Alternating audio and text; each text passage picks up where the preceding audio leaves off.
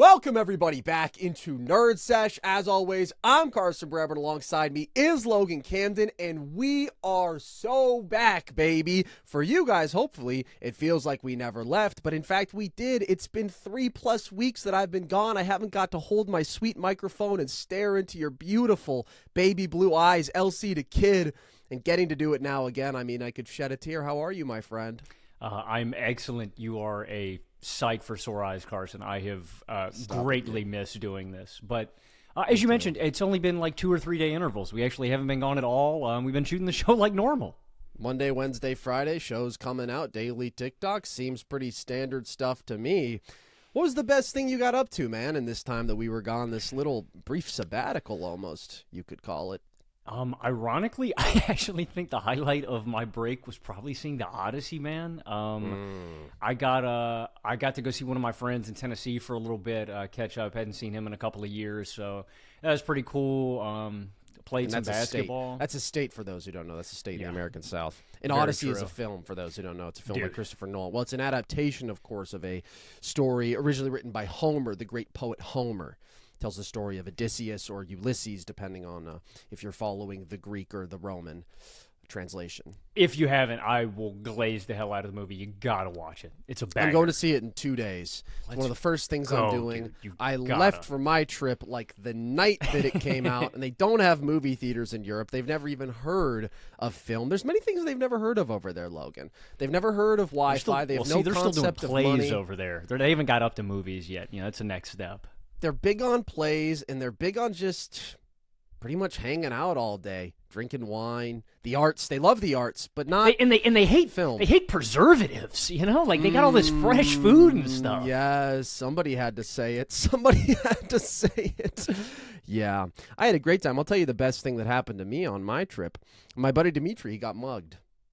And here's why that was great for me. Well, here's why that was really good for me, Logan. Dimitri's he's such a nice, kind guy. And really not the guy that you would think to target. He's well-built, strong, but he got mugged, and here's where I come out on top in this whole interaction. So he's super bummed out about the fact he got this chain that's been in his family for generations stolen right off his neck. Boo-hoo, sucks to be you. Here's where I come in, Logan, and here's where this is pretty sweet for me. He wants to go to the police station to report it, so he brings me with him to be his translator. This is in Florence, Italy. So I go. You know, I love my languages. I tell his whole story in Italian. I talk with the cop. We come back and forth for a while. Then we're sitting waiting for another cop to come out and take us through the next stage of the process. And, you know, they're taking their sweet time, eating their donuts, whatever they do. Of course, they don't eat donuts over there. They don't have processed food, as we just discussed. But then there's another guy who's going up to report his story. He's been robbed of his wallet, and he's a French guy, and he can't get through to the Italian cop because the cop only speaks Italian. He only speaks French. So then I come in from my seat and I say, hey, would you like me to translate for you? So I go over, I translate from French to Italian. The cop's kind of amused by it. She's like, you speak French too? I'm like, yeah, I speak a little French.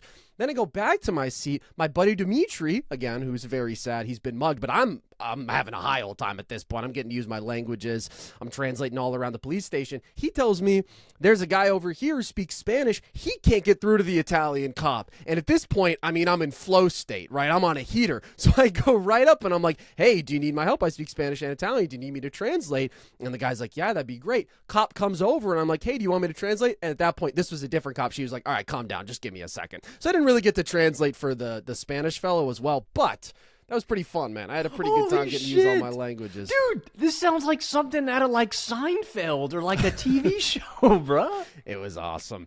It was awesome. And that's why going forward, what I'm going to do is I'm going to start setting my buddies up. I'm going to start sending them down dark alleys when they're drunk. Bro. And I'm going to start sending local crooks after them.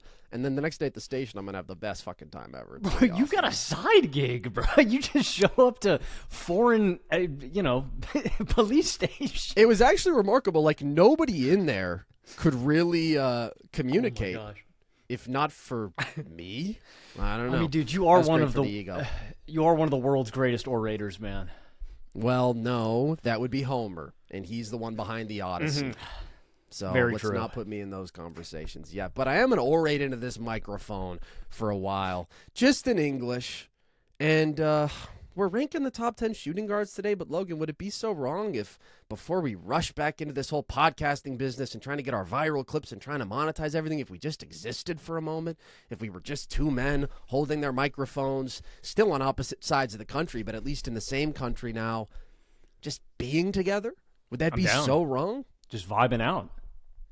Well, not even really vibing out, not really speaking. We're just existing. Yeah. That sounds like that'd be great podcasting. Yeah, all right, that's about enough of that, but that was pretty sweet. We're ranking the top 10 shooting guards in the NBA today. We ranked the top 10 point guards last week, and this is going to be an interesting one because shooting guard is just such a weird position in the NBA today, Logan, because as the game has evolved, point guard has pretty much come to mean any lead guard. Like, the best guard is generally going to handle the primary ball handling duties and be a lead scorer and playmaker. And so what that's done is it's really thinned down the shooting guard position to the point where it's pretty clearly the weakest position in the NBA, at least as we're classifying it. So you go to the point guard list and you're trying to have to like cut some dudes who are all NBA level at their best, and now here I don't want to put a 10 or a 9 guy, you know. Dude, I'm like, I don't know, all the way from like 4 to 14. It's kind of similar range at least, and definitely not a bunch of bona fide studs. I have a comical amount of honorable mentions who all probably have an argument in my like 10-9 spot. I agree. Well, let's start there. Let's start with the honorable mentions. Actually, real quick, let's just say the criteria. So this list is the 10 shooting guards you would want most for the next season in its entirety. That is including both the regular season and the playoffs, and that is accounting for availability and projection. So you are really thinking about, for the entirety of the 2027 season, how would I rank these players? And with that in mind, Logan, who do you want to start with as honorable mentions? Well said. Yeah, man. I mean, it's not like counting numbers, as we always say here on Nerd Sesh. It's winning impact. It goes beyond that. My 10 spot, I did have a lot of trouble debating on who should be there, and the first guy that I left off was a young guy that I do expect to ascend to get a lot better next season. I left VJ Edgecombe off my list, and I think there's a very high opportunity for him to be in the top 10, maybe even climb inside like the top 9, top 8. I think he is so skilled. He is a menace in transition. The guy is really beyond his years for such a young basketball player. I think that he's got some refinement, like the shot is a concern. We saw in the playoffs sometimes his pull-up shooting would go and teams would just concede those looks to him out of drop coverage. They would concede three-point opportunities. It's really his scoring efficiency in the half court and from the field that keeps him from being on this list, and like me really believing in him consistently in year 2, where I think there are just some guys that are a few years older than him that are just a little bit more polished. But Edgecombe has got a ton of potential. Again, I think he does a lot of things at a high level. An athlete like him, right, he brings you some value in other areas that some guys at the shooting guard position don't bring you. Defensively, rebounding, again, he's a monster in transition. He's a pretty good passer for a shooting guard too. But again, to reiterate my fundamental point with VJ, I think that with his potential, there's a very high chance that he gets into this top 10. Again, there's some guys with a little bit more polish that I prefer to him right now. But I think it's an inevitability at some point that VJ will be in this position group's top 10. I love him. I think he's an awesome young player. Definitely an interesting candidate. Definitely possible that he makes a good case for being on this list if he takes the leap. And it really comes down to a couple key areas, especially the jump shooting, as you mentioned, where he was pretty erratic this past year. And that's not really a surprise, given who he was as a prospect, always more of like an average shooter. We'll see if he can build upon that. And then the other thing, which he also had some issues with as a prospect, the efficiency around the basket. Like, he is a supreme athlete, but the short range touch definitely could stand to improve. Like, he shot just under 50% in the paint overall this past year. But as you mentioned, athletically, what he does in transition, the outlier rebounding for the position, and solid passing, like, there's so much there that can be the foundation of a star. There's just still a decent bit of refinement, but he's going to have a really interesting year because he's going to be asked to like fit in alongside 4 other stars.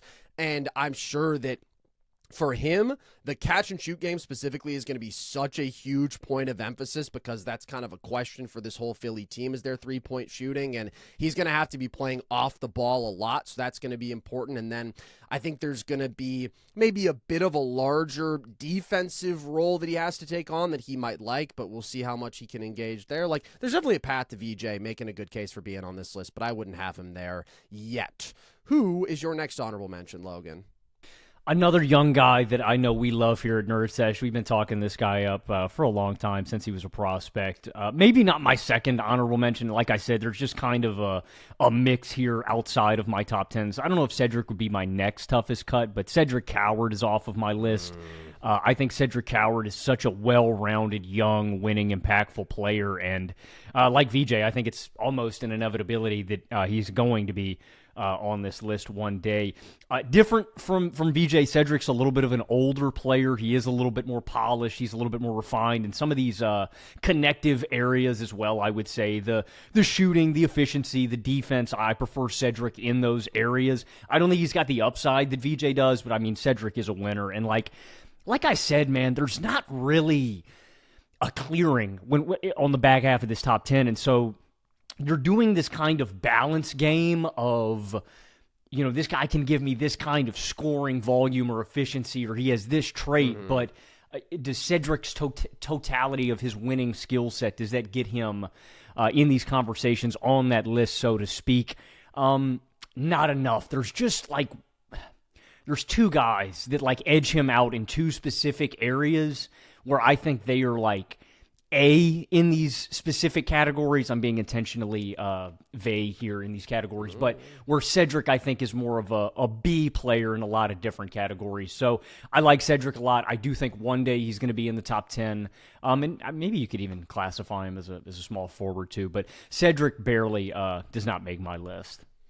One of the absolute darlings of last year's draft to me. I love the guy. I think, like VJ, it would definitely require some projection to get him on there, and I agree with you that he doesn't have the upside of VJ. However, just an awesome rookie season that went under the radar for how good he was because he wasn't the most highly drafted. The Grizzlies just sucked as a team, but I do view him as an actual pillar of their rebuild and a wing that just does so many things well, athletically so gifted, great size and frame, and phenomenal defensive versatility. And then when he did offensively this past year, I thought was really impressive. And another guy who, like VJ, is a uniquely good rebounder for the position. He's a solid passer. He's a good shooter. He's an awesome finisher.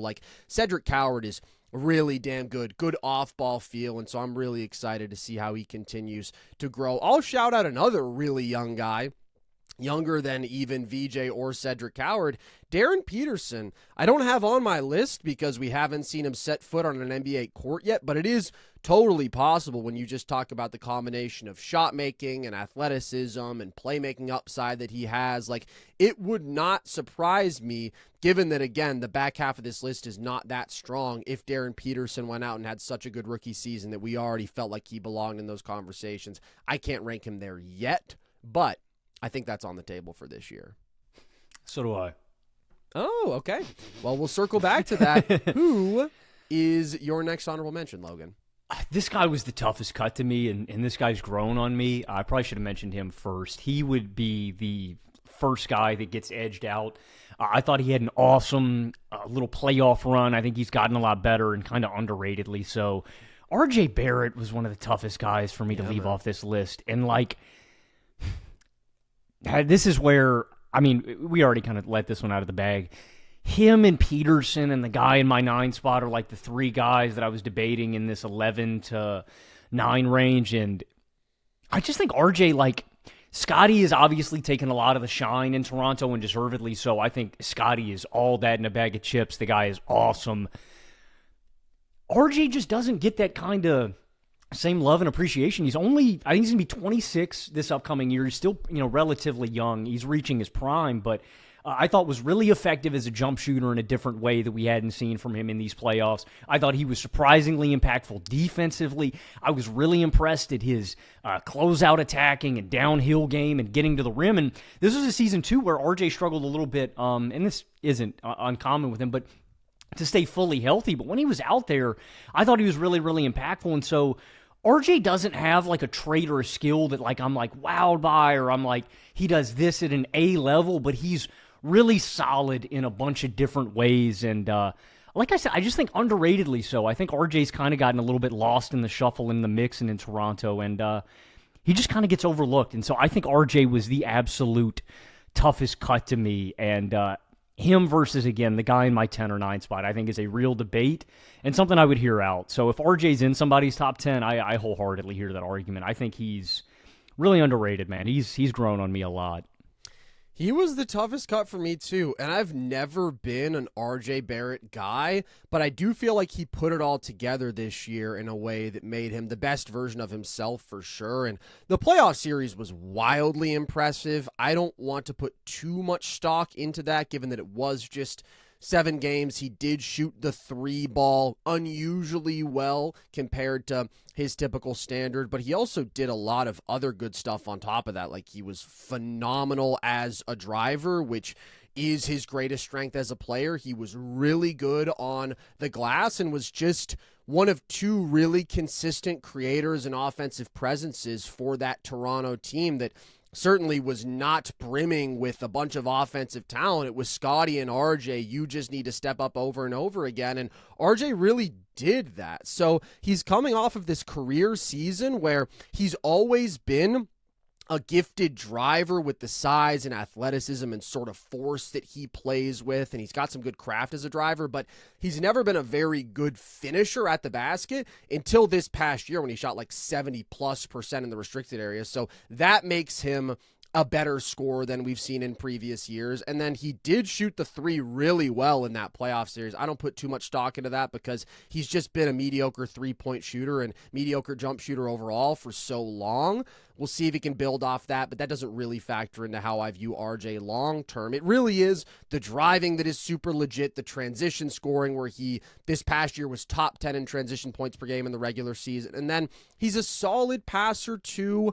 I think he had a really good season. I do still have enough concerns, though, when it comes to the inconsistency of the jump shot. I do think the handle with him could stand to improve a bit, and I think that's where you saw, as he took on a bigger load in the playoffs, the turnovers started to pile up a little bit with him. Did a good job of keeping turnovers low in the regular season, but that's a little bit of a nitpick that I would have. And then defensively, he's fine. He's inconsistent. He's toolsy, but has never really put it together as a plus defender. So I just don't know that I can buy the shooting enough, like if that's the swing factor with RJ, to put him in my top 10. But what I do value is that you look at some of these other guys in this range, and a lot of guys look physically overwhelmed in the playoffs, right? It's like, okay, pressure and physicality ramps up and you're going up against the best athletes, and like you just can't get where you want on the floor. RJ can get where he wants. RJ can consistently get into the paint, and then it's just a question of the consistency of the finishing, the consistency of the shot, and some of the ancillary stuff with him.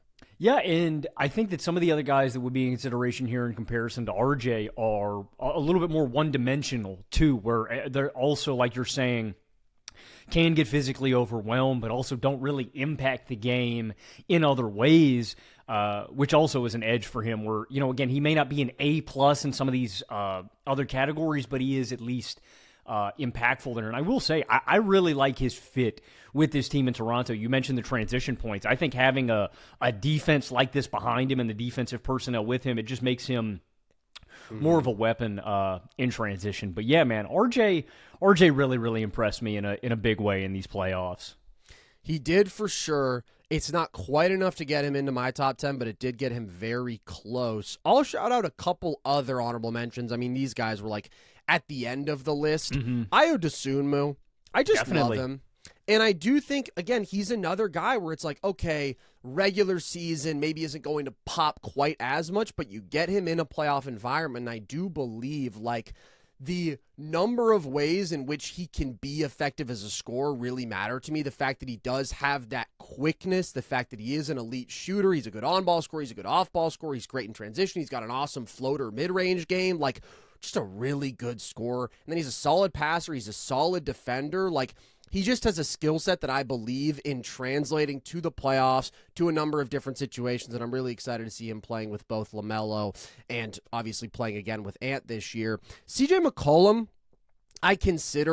I value the playoff scoring with him. I mean, I keep coming back to this, but like, he is a guy who against pressure is so skilled as a ball handler and as a shot maker that like he can still impose himself on the game. We saw it in the Hawks-Knicks series this year where he was clearly the Hawks' best offensive player, but still like the efficiency with him is always going to be middling because he does live off of a tough shot diet. He can get his shots up, but he's still not getting anything easy. The passing is very mediocre. We did see him struggle with some double teams and more aggressive coverages as that series went along, and he is a defensive weak point. So also just not that valuable a regular season player, but can step up in the playoffs in a way that you got to give him props for as an old man. And then the last one, well, I actually have another guy, but I think he's probably going to be in your top 10 or at least is in a different conversation from these guys, I would say. But Cason Wallace, I know how much you love him. I don't have a spot for him on the list. Oh, you do? Oh, clearly you do.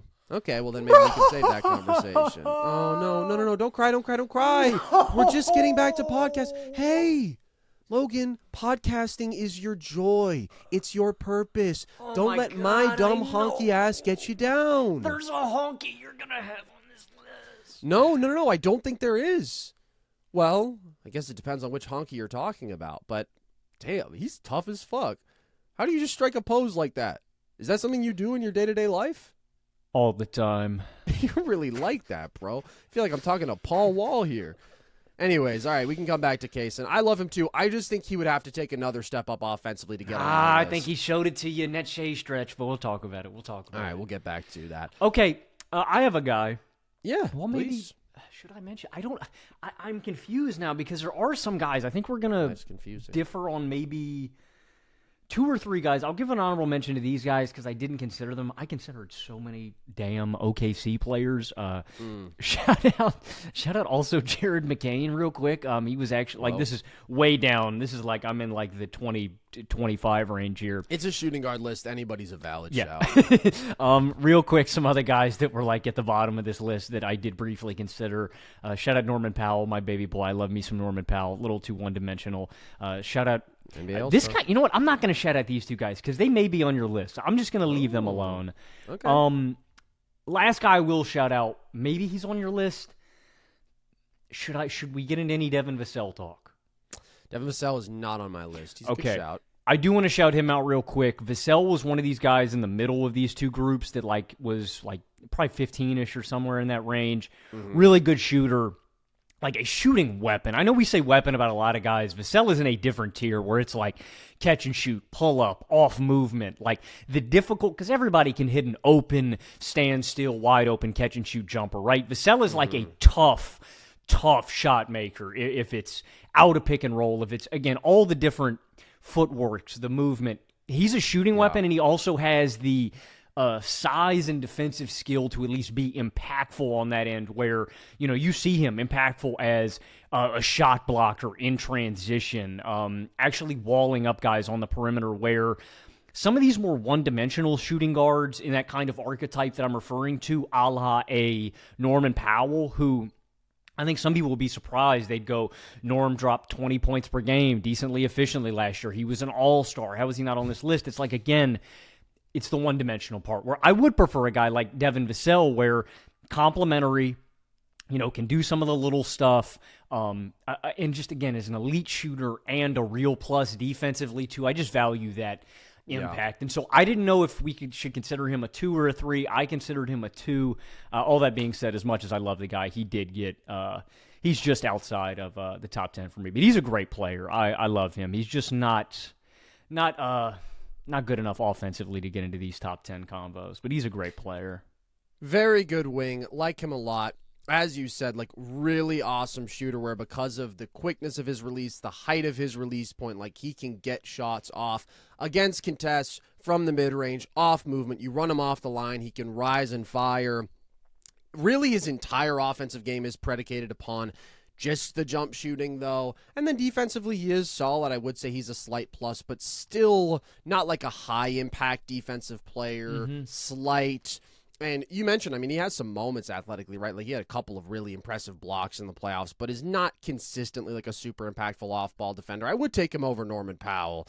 Norman Powell is a really good regular season scorer, but you get him in the playoffs, and I just think he's going to get attacked defensively. He can't impose himself on the game, on ball, and so he ends up just turning into like a good off-ball scorer, but not impactful enough to move me there. We're literally going to talk about like 20 plus guys, it seems, and I think it's valid. There is one more big fish, though, who I think you think I'm going to have, and I thought maybe you were going to have, but maybe neither of us are going to have Tyler Hero on our list. I don't. Okay, good. That was one of the honkies I was avoiding. Yeah, I don't have him on my list.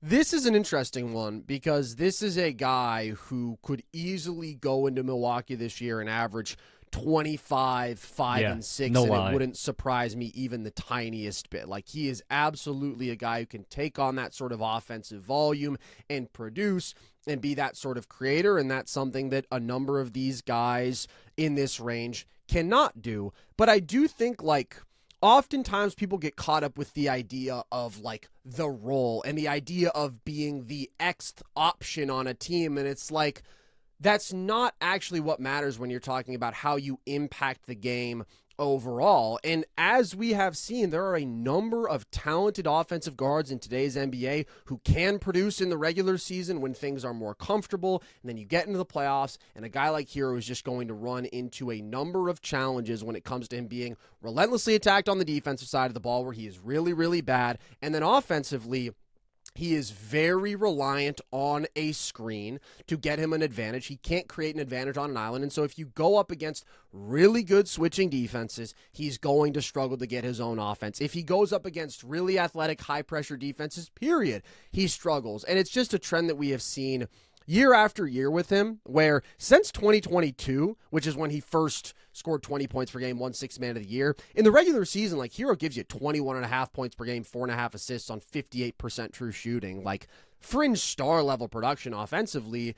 And then the playoffs come around and he gives you 14.2 points and 3.3 assists on 50% true shooting, like just really year after year craters. And again, I think there are concrete reasons with his skill set that happens. And then you also factor in some of the availability issues, where over the last 3 years, he's only averaging 50 games played per season. He's missed a ton of time into the last 3 seasons. And I just don't think is ultimately that impactful a player. He's an offensive talent, but is a much better regular season player than a playoff player. And again, we come back to this idea of role. Like, Hero is a guy who can put up numbers, but if you compare him to like an Alex Caruso, way more guys can do what Tyler Hero does than what Alex Caruso does. Like, that's just the reality of it. And one of them is way more impactful in the playoffs. And if you've been watching, you know that's Alex Caruso, who I will go to bat for and glaze later in this episode. So I think there's definitely a case for Hero being on here because there is like a level of giving you that offensive volume over the course of a regular season that I can easily see somebody valuing enough to put him in the top 10. But he just hasn't really ever shown that ability to like meaningfully boost a team offense in a way where I'd be moved by that. I don't think the impact case over the course of a full year is very compelling with him when you consider the playoff issues and the injury concerns. But maybe getting slugged will motivate him. Maybe coming off getting fucking clocked by Bam, Hero comes out to prove something. We'll see. He didn't make my list, though. Yeah, heading back home. I don't know. You hit the nail on the head. I don't have a ton to add on the Hero case. Really, to me, for people who would push back on this, because Hero definitely has the counting numbers and the stats and the aura and the aesthetics of his game, right? Like, he is a fun guy to kind of watch because he's a tough shot maker, but it is the winning impact, and I think you said it really well when you were talking about the playoffs. I think it's where you have to start with Hero, and it's like, let's point to RJ Barrett, right? I think name brand value, a lot of people would probably go to the Hero side of things, but it's like, in the playoffs, Hero is a guy that is offensively going to get physically overwhelmed. You see this in the regular season, too. You said it, man, that he needs a screen to create, and I'm not super high on those kind of guys when it comes playoff time. You need to have counters. You need to have a way to create your own shot. And when you're also getting relentlessly attacked defensively and you're a big-time negative on that end, I'm just not going to be super high on you. So, yeah, I'm not crazy surprised you don't have Hero. I know we're not the highest on Hero. There is one more guy in this archetype, but I'm not gonna touch him. I'm not gonna touch him right now. Well, I would hope you don't touch him. He certainly hasn't given you his consent. I will say one more thing just on the impact not being there with Hero. Like, this is a guy who's missed a bunch of time over the last few years, and the Heat have consistently been every bit as good, if not better, without him. In fact, over the last 3 years, they're 52-42 in games that he misses, a 55% win rate, and when he sub 500, 74-78, they only win just under 49% of their games. So with him, again, being a defensive weak point, he's not enough of an offensive needle mover, especially in the playoffs. And I know the other honky that you were hinting at, but I still think that guy is in another tier. I think there are a couple things that guy has shown that Hero hasn't that we can get into. But, I mean, one of the big things is just the ability to get to the free throw line that boosts the efficiency in the floor for that other guy, whereas Hero, just like you get into a playoff series, he might get to the free throw line 1 to 2 times a game. And so he's a great shot maker, but like you just can't live off of that alone when you're physically overwhelmed and you're not a high level enough passer for it to be a real needle mover. So again, I could see the argument for Hero being here, and I'm sure he's going to put up numbers this year, but I'm just not really there with the impact with him. Is there anybody else you want to shout out, Logan, or should we mosey on into the top 10? No, I mean, we've pretty much gone over everybody. I mean, I guess real quick, shout out another honky. Oh, actually, you know what? I'm not, because he might be on your list. So I don't know. Okay. I'm not going to shout him out. All right. Well, let's get into the top 10 then. Who is in your 10 spot? This is where I feel comfortable right now having Darryn Peterson, considering the fact that he has not played an NBA minute. Again, him versus RJ was very close to me, and who knows, maybe Peterson comes out and he's not as impactful as a rookie, and RJ is just way more polished being 5 or 6 years older than him. I wholeheartedly think that's a real possibility. Like, maturity, physicality, and just having the experience, that could all come into play, and Peterson may not be as far ahead as a rookie as I expect him to be. That being said, I don't think that's going to be the case. I think Peterson's going to have a very good rookie year in Utah. The guy's a special shooting weapon, and I think that is going to be his bread and butter this rookie season. He is a special shooting talent. I mean, off screens, off movement, the difficult shot making, mid-range, perimeter. Like, Peterson can do all of that. I'm more so looking at the swing factors with Peterson as a rookie to see where he's at. Number one, athletically, seeing where he's at. That was a big question mark at Kansas. We've talked about this a lot throughout the draft leading up to this season. Was not the athlete that we anticipated him being at Kansas. A lot of lingering injuries, him missing time, the weirdness of that. So first and foremost, I just want to see, is he an exceptional NBA athlete, or is he just kind of, he's going to need a screen to create him space? And interrelated with that, what is his role in Utah? Is he a primary ball handler? Is he running the offense immediately? Is he going to be a super dynamic passer and playmaker? And again, the lead ball handler the way he was in high school? Or is he going to be a more off-ball weapon? Are they going to try to utilize him as a play finisher more so in this Utah offense?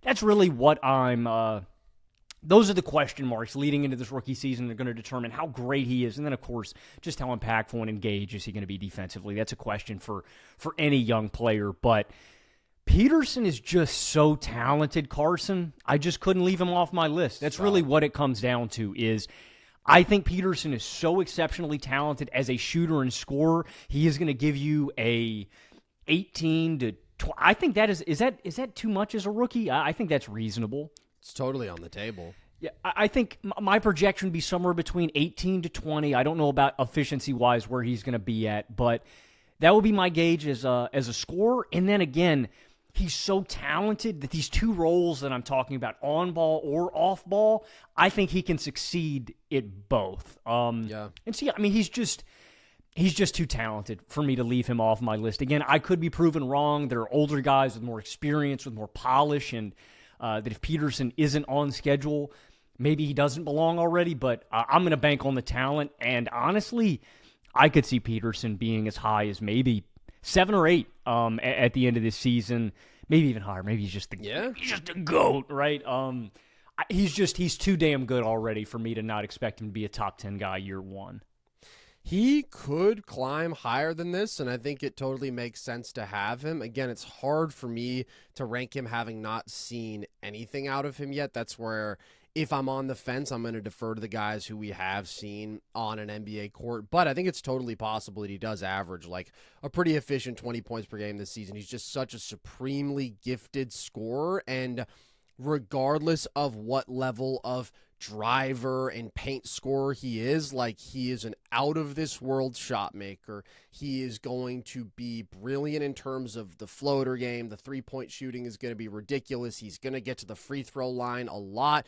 And I do think he's going to succeed both as an off-ball and on-ball player. I think he's going to have to some extent fit into this offense just because there's a lot of mouths to feed, weirdly. Like Keontae obviously had a breakout season, and you have Lowry and Jaren Jackson Jr., but I think he is so well built to be a complementary offensive player and a huge boost to their spacing at all times, and Will Hardy is so great at getting the most out of a movement shooting talent like him. Like, I'm really excited to see that. Of course, it may come at the expense of Bryce Sensabaugh, but that's just unfortunately the reality here, and sometimes you have to make tough decisions like that in this business, and Pablo Escobar may take issue with it, and I don't blame him. But I'm excited to see DP in this offense, and then I do think we're going to see stretches where he is given that responsibility as a primary ball handler already, and I think he's very talented in that mold too, as we saw in Summer League, him getting back to that. So I think this makes sense.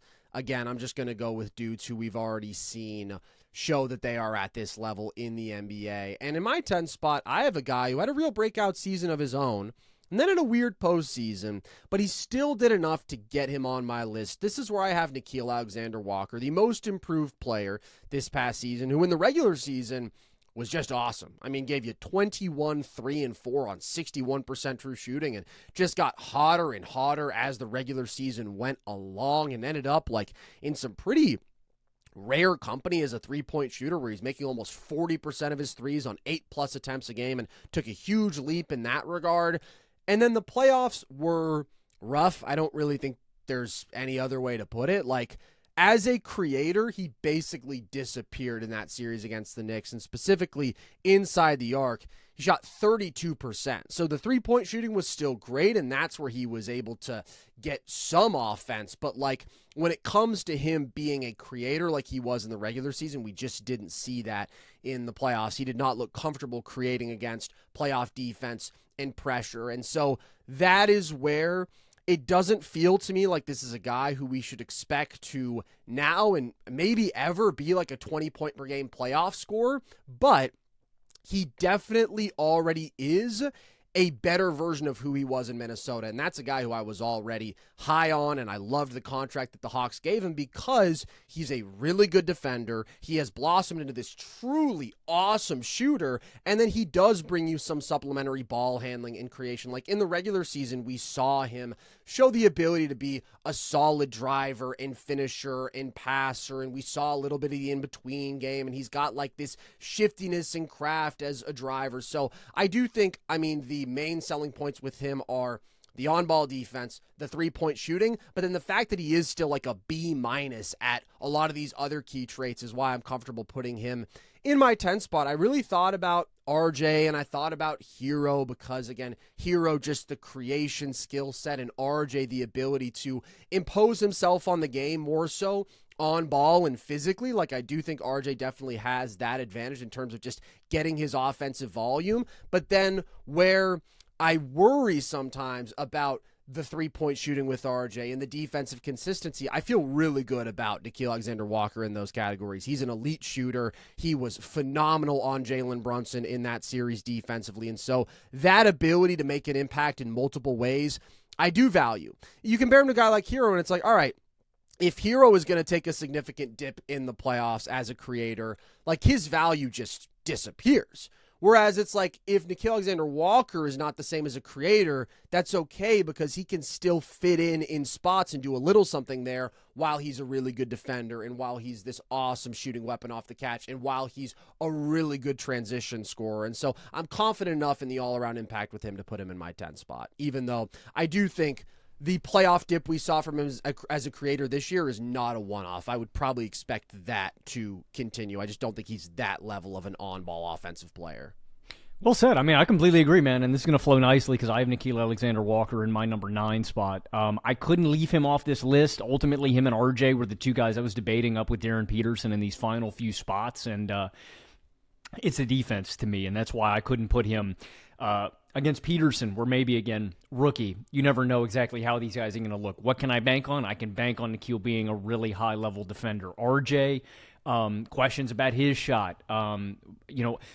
Played above his expectations in the playoffs. What can I bank on? Like you said, man, I was super high on Nickeil, the defender and three-point shooter in Minnesota. He has become a bona fide great shooter, 38, 39% consistently. And again, these aren't just, it's not a 39%, we're leaving this guy on an island, he's wide open shots. These are tough, movement shots. These are him creating out of pick and roll, off the dribble kind of threes. Like, he is a different kind of caliber of shooter than he was in Minnesota. Like you mentioned, he is a different kind of level of creator and playmaker and ball handler than he was in Minnesota. Is he one of these upper echelon guys? No, but that is where I would say Nickeil is good enough. I just think he was miscast. Atlanta was stressed and strapped for creators when it came to the playoffs, and so you see them. Jalen Johnson also has his, half-court in creation concerns. They can't bank on him. Nickeil, we need you to step up. That's too much on his plate. He's not a number one, and that's where you turn to a guy like CJ. And so I'm just saying that not to wipe away the offensive shortcomings or to – he deserves criticism. He dropped in the playoffs. That being said, I think that is because – he was a little bit miscast in that role, where in the regular season, him as your number 2 or number 3, he can do enough for you and is really good in that role. He's not a playoff number 1 or number 2, in my opinion, but he does a lot of the winning things, and I think he is a really, really high-level, complementary winning player, and I'd take that guy on my team 10 times out of 10, man. I think he belongs here. I think he has grown as an offensive player.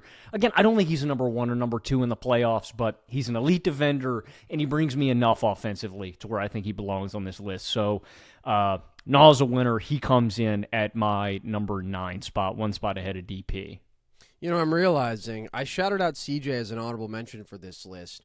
Is Dyson Daniels also a shooting guard? Do the Hawks start three shooting guards? Does he deserve an honorable mention? I'm just saying, when we're classifying people by, position in today's positionless NBA look, and I don't know if you heard this, but it's a positionless NBA these days. I'm like, he would be. He'd be a 2. I feel like that's the position I would assign all of them if I had to pick one, so a little bit of silliness there, whatever. In my 9th spot, I have another guy who I guess his position isn't 100% clear, but I consider him a shooting guard within the context of the team that he plays for. I have Kon Knueppel here, Logan, and I think Kon had an amazing rookie season. It ended on a bit of a low note, no doubt, when the Charlotte Hornets as a team got their spine ripped out and eaten in front of them by the Orlando Magic. And Kon particularly just went on a slump down the stretch that year. And Logan is once again posing with his arms crossed, and he looks puzzled. And I just want to know by what? I'm surprised. Oh, my God. What, you tore your balls? Oh, my God, he tore his balls. Oh, my God. Are you okay? Oh, my God, dude. I just caught the most vicious leg cramp of my life. Oh, my God. He tore his balls. Kon Knueppel has struck me with a leg cramp. Oh! Dear Lord, please help him. Dear Lord, please help him. I swear he has done no wrong. Well, sure, he's done some wrong. Oh, my God, man. I need to take a time out and stretch. Jeff I'm so Epstein and old. those characters. Yeah. Take your time.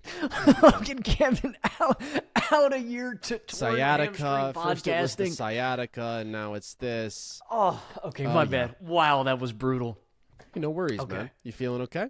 Well, playing basketball for 7 hours does do a crack. God, you love hoop, though. That's really your life. I kind of can't believe that you have Kon Knueppel on this list over Darryn Peterson. I'm kind of shocked. Well, that's a valid take, honestly. Maybe I'm relying too much on, I've seen it from this guy. Yeah. I haven't seen it from this guy yet. My hang-up was 2 things with Kon, and he was one of the white guys that I didn't refer to in my honorable mentions because I didn't know if he was going to be on your list. Mm-hmm. My few hang-ups with Kon, one, the playoff physicality shit, the reliance on shooting. I just think him as a very jump shot reliant player. Your impact is just going to be more of a variable, I think, game to game, just depending on if your shot is falling or not. I just think there's more inherent volatility with very jump shot dependent players. So that was one with Kon. 2 was the fact that I don't consider him to be a very impactful defender, which is very, very important to me on the wings. And then 3 was just those on-off metrics that we have gone into with him on versus off with LaMelo Ball, where I wonder if maybe he's gotten a little bit overrated because of some of the on-off numbers. And I think Kon's a very impactful winning offensive player. I do believe that with the caliber of shooter he is. I just wonder if it was a little bit inflated by him playing with LaMelo. But that being said, I mean, Kon was probably like the 12th or 13th guy. He was very close to making this list, but those were my hang-ups with Kon. Yeah, it's a super fair point because the thing with Kon is he is like god-tier shot maker with elite size, who's constantly moving, who is incredibly savvy when it comes to weaponizing his shooting ability, and so he just already is one of the absolute best shooting weapons in the NBA. But then you think about a guy like DP, and it's like, well, he's also a supremely gifted shot maker who definitely I do believe in more so on ball as a playmaker when it comes to the driving paint scoring. So I think you could go either way between those two. But even though I think it's definitely unfortunate for Kon that he's losing LaMelo, that he's not going to be paired with such an elite playmaker like that, because I definitely think LaMelo made his life better this past year, and they complemented each other really beautifully. I do think that Kon is still a really awesome offensive player, and I do believe is already the best off-ball shooting weapon in the game, not named Steph Curry. Like, that's the sort of season that he had. He is a historic shooting town. Like, he made 43% of 8 3-point attempts per game this past season. Absolutely ludicrous what he could do being used as a screener for LaMelo and then springing free, and his ability to align his feet so quickly and shoot against contests, like just absolutely remarkable in that regard. What he showed you as a pull-up shooter, what he showed you as a spot-up shooter, what he showed you in transition as a three-point shooter, what he showed you coming off ball screens, like in every conceivable way, this guy was just an A+ as a three-point shooter this past year. And then he paired that with an underrated inside the arc scoring game where he was really efficient as a pick and roll scorer, not just because of the three-point shooting, but also because of the fact that people are so terrified of his three-point shot, and he has this craft as a scorer where he can get into the intermediate area, and he's very effective. He can get 2 feet in the paint, and he's got really good touch, and he does have good size in there. So he also was shooting 55% on two-pointers. Like, the fact that he put together this season where he was very clearly the second best, most important piece of an offense that was the best in the NBA for more than half the season, and he was giving you 18.5 points and 5.5 boards and 3.5 assists on 63% true shooting. Like, it's just one of the most efficient and polished offensive rookie seasons we've ever seen, especially from a perimeter player. And so I value that a lot. That being said, I do have some concerns that we might see something of a sophomore slump from Kon, or maybe not a bunch of progress. Part of that is just he doesn't have the most upside to grow into because of his limitations as a creator and athletically. Like, I do think he's closer to his ceiling for sure than some other of the really good rookies who we saw this past year. But also, again, it just sucks that he's not going to be playing with LaMelo, because this past year, like, when he and LaMelo shared the floor, the Hornets had a 127 offensive rating. They were an absolute fucking buzzsaw. And when Kon was on without LaMelo, they just had a 114 offensive rating. They were pretty mediocre. And so I think there's no question that with as much of his game being predicated upon the off-ball scoring, it is very helpful for him to play alongside a lead creator and an offensive threat with the ball in his hands like LaMelo. Again, he made life a lot better for LaMelo with what he could do in terms of his spacing value, what he could do directly in the action with LaMelo as a screener, but I think Kon benefits more from LaMelo for sure than vice versa. And if you look at his individual efficiency too, in minutes that Kon played with LaMelo, he had a 68% true shooting. Like, absolutely ridiculous efficiency. Without LaMelo, he's still efficient, but it dropped to just below 60. So I think more so than anything, the Hornets offense is just going to take a real step back, because I thought LaMelo was the engine in a really special way for them this past season. I don't think Kon individually is going to be as well positioned for success this year either, and so maybe he takes a little bit of a dip. But I do think he is still such a special shooting talent and a smart and underratedly well-rounded offensive player who also is a solid rebounder. He's a passable defender, obviously is limited by the lack of foot speed and vertical athleticism there, but in terms of the fundamentals and the instincts, he has some stuff going for him.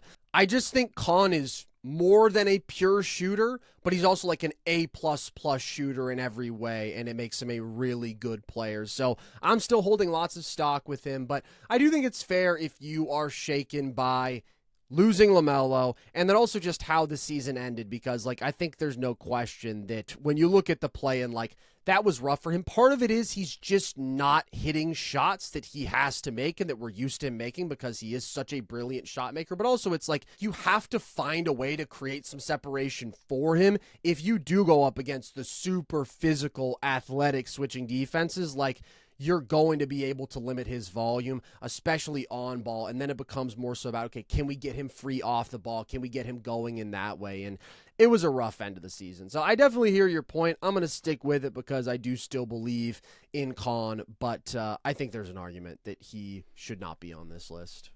I mean, there's no doubt in my mind that Kon swings games. Like, yeah, guys who are that special of shooting talents make such a big difference in terms of winning or losing games individually, but also what they do in terms of team spacing, right? Like, that's not really a quantifiable thing that you can. I mean, with data ball or some of these advanced analytics, you can, but like there's some things that you can't really quantify with Kon's game. That being said, it really is the archetypal mold that he's in that is really holding him back. Ironically, the guy I'm about to talk about in my 8 spot is in this mold. I think he's a little bit better than Kon is right now in it, and he's got a little bit more depth to his game at this stage in his career, but it is that archetypal difference. Jump shot reliance, lack of physicality, and then lack of being impactful defensively keeps him from being higher. But Kon could have a great year. He could be right back on this list, and like I do think that Kon is a winner and a good basketball player, just not top 10 kind of caliber to me just yet. I will say, when you say jump shot reliance, like the thing with Kon is he's so ridiculous as a jump shooter that like he's going to hit 40+% of his threes like every single month at massive volume. So like I agree with you when it comes to some of the physical and athletic and creation stuff, but when it comes to what he provides you as a pure shooting weapon, I think he is literally as reliable as they come. And that's part of the reason that like I actually do prefer him to a Hero, because I think like Hero's bread and butter stuff, when you get to the playoffs, I think is going to drop. Whereas I think Kon's bread and butter stuff should always translate. It's just more so like, all right. Is he hitting or not? But I think he's going to hit. I mean, that's the thing. Like, he had a little I dip agree at with the this end of the point. year. I agree with. I think you're making a great point. I completely agree with this. So that's where I'm a little bit higher on Kon. I just think he's such an amazing complementary offensive player, whereas it's like Hero is going to ask for the keys to the offense, but I just don't buy it in the playoffs. I think the off-ball stuff with Kon should be very bankable, but I do think the on-ball stuff, yes, I think he's going to run into some issues. I think what we saw, when you put him in a playoff environment is real in terms of where he's maybe a little bit outmatched there.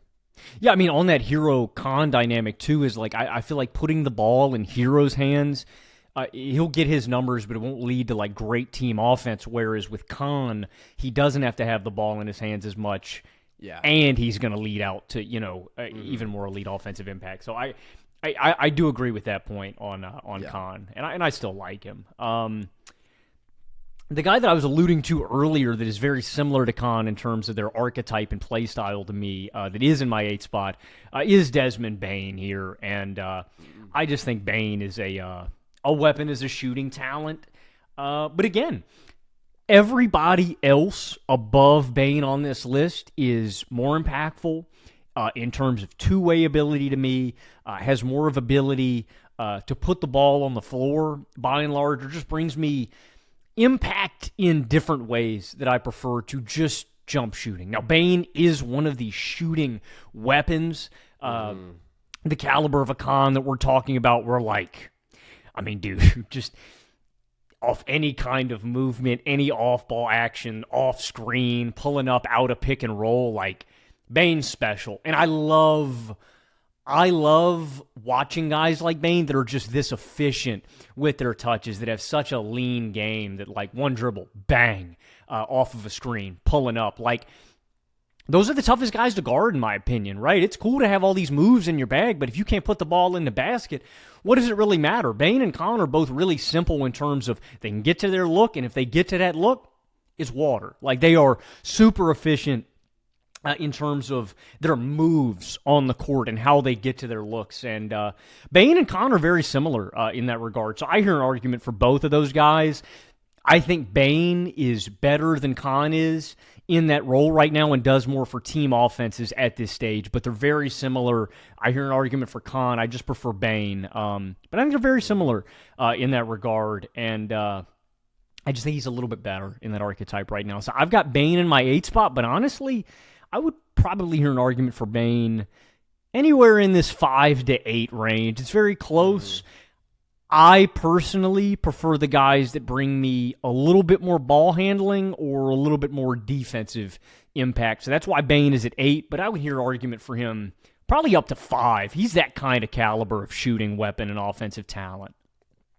Yeah, I wind up with Desmond Bane in my number 6 spot. He's a really tough player to rank for me because the regular season this past year was just awesome. I mean, on the year, he gave you 20 points, 4 rebounds, 4 assists, 61% true shooting, and had this particularly ridiculous stretch, this like 20-game run from the end of January to mid-March where he was averaging 24.5 points per game on just like unfathomable efficiency, 64% on twos, 48% from 3, 90% from the free throw line. And it's like, this guy is a flat out star.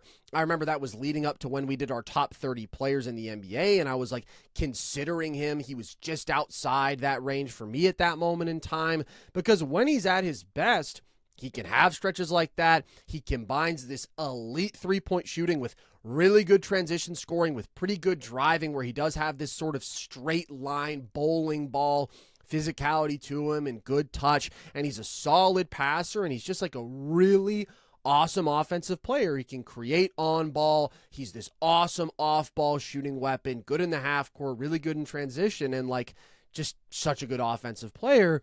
Then you look at the last 2 postseasons, and he's really struggled. Like, specifically, hasn't been able to impose himself inside the arc at all. Like, it's been against 2 elite defenses, and that's a really important point to consider, that he went up against OKC's historic defense and then Detroit's absolutely dominant defense this past year. But he has shot 37% on 2-pointers over the last 2 postseasons, and pretty much has gotten boxed up by Ausar and Dort and Caruso. And these are some of the very best defenders on the planet. And that's where maybe I'm giving him a little bit more of the benefit of the doubt than you are on that front.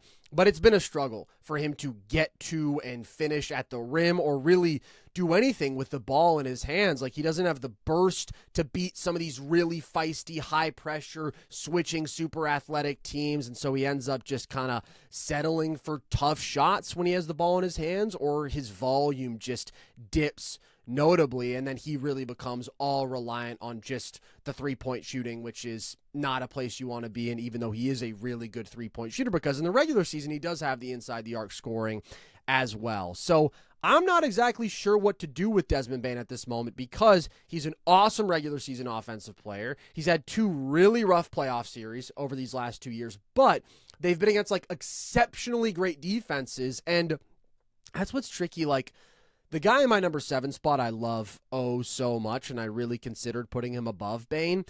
But also what I had to consider is, like, that guy doesn't have to face OKC's defense because he plays for OKC. And when we saw that guy against, like, an equally dominant defense, he did struggle. And so that's where I think Bane has gotten a really tough draw in terms of his defensive matchups over these last 2 years. And so I'm not going to be all out on him because of that. I think the regular season impact is good enough to keep this spot reserved for him, and it's so easy to see him being a really good offensive number 2, offensive number 3, who kind of makes any offense better just with his spacing value and shooting value. But last 2 years in the playoffs have been rough, and so 8 feels a little bit low, but like not egregiously low. I think there's definitely an argument to be made for him there.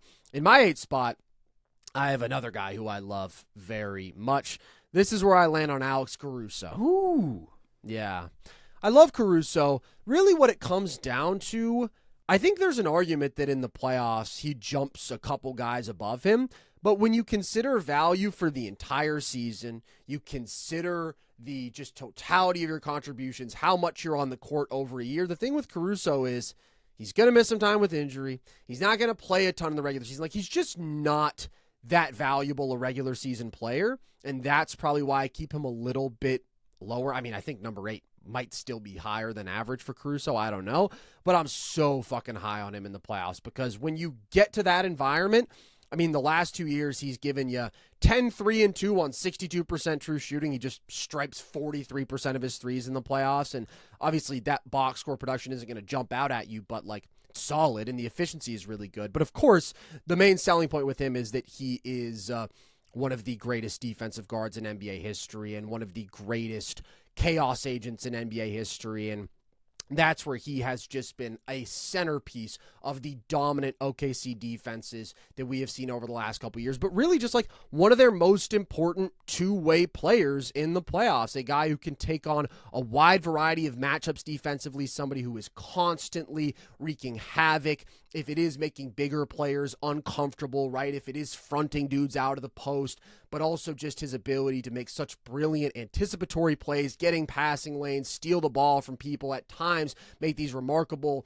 recovery help side blocks. Like, he's just everywhere. He has some of the best instincts and feel of any defensive player that I've ever seen. And so when he's on the court, I mean, over the last 2 years, this is regular season and playoffs combined, OKC has a defensive rating 11.5 points better than league average. That is fucking 64 Celtics, 65 Celtics, greatest defense that we've ever seen kind of stuff. When he is off the court, I mean, they're still a really good defense, but they are 6.1 points worse defensively when they don't have Caruso out there. So he, along with Chet, I mean, those are the two most important pieces of them being the GOAT level defense that they've been. And again, I think that value shines even more so in the playoffs. And some of the signature two-way performances that he's had are just like too much for me to deny. And just the consistent track record of him making OKC way better, especially when it matters most. Like in the playoffs, he's got a +9 on offswing, and OKC is a +13.5 net team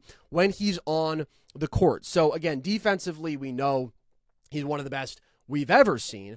Offensively, though, he's also like a really good playoff player because in the playoffs, like, you're going to see some funky stuff, and it's not going to be like walking into your default regular season matchup. You're going to have to solve things essentially. And I just think Caruso is a really good problem solver. And we've seen him again, just step up as a pure shooter where it's like in the regular season, you can help off of him and he won't make you pay. And then you get into the playoffs and he just catches fire. I don't know if that's something that you can really bank on. It has happened in back-to-back years, though, so I do think it's worth noting. He's a streaky shooter, but he can get hot. He tends to get hot at the right time.